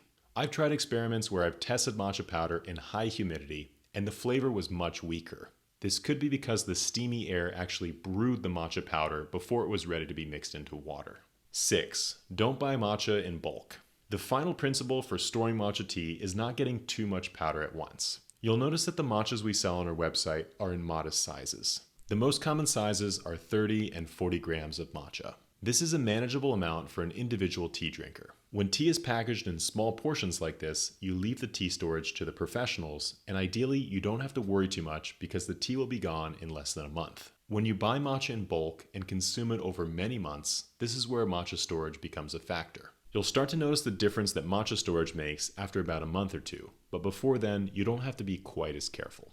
So what's the best container to store matcha? An airtight jar can be the best way to store matcha powder, provided that it's a metal jar and not a glass jar. If you really want to get serious, you can go for a double-sealed metal jar, which can give you an extra layer of oxygen and humidity protection. An airtight bag can also be a good way to store matcha, as long as it's not translucent and as long as there's not a lot of extra air inside of it. When you store matcha in a bag, the best thing you can do is press all the air out so you're not trapping it inside with your matcha. So what are the benefits of storing matcha correctly? Protecting aroma. The aroma tends to be the first casualty of improperly stored matcha. This aroma comes from the volatile components within the leaf, which by definition are easily affected by air. If you follow these tips, you should be able to lock in the aroma better and enjoy your favorite matcha for weeks after opening. Health benefits. Of course, the nutrients in matcha and the flavor often go hand in hand. The amino acid theanine, for example, is responsible for the sweet and savory flavors of a matcha, so it's no surprise that as the flavor goes, so too do some of the health benefits. Saving money. Poor matcha storage can also be a waste of money. Of course, at the end of the day, you're buying matcha for its taste, and if the great taste is no longer there, you're essentially throwing money away. This is why it's so important to find the best way to store matcha. It may be tempting to try and save money by buying matcha in bulk, but then you're taking a greater risk that your powder will go bad. Sometimes you're better off buying matcha in modestly sized portions so you get good value for your money while also ensuring that it doesn't go bad. So how do you know if your matcha is still fresh? The easiest way to check if a matcha is no longer fresh is by looking at the color. Even if your matcha was once a vibrant shade of green, if it's not stored properly, it will eventually start to resemble a low-quality matcha. The tea will become a dull green, yellow, or even brown color, and the flavor won't be nearly the same. If you store your matcha properly, you shouldn't have to worry about this for weeks or even months. If you made it this far in the video, you're probably ready to start drinking some matcha. Feel free to browse our selection at neoteas.com and try some of the best pesticide-free matcha we found in Japan. Another way to support the channel is by liking this video and subscribing to see more matcha videos in the future. Until then, we'll see you next time.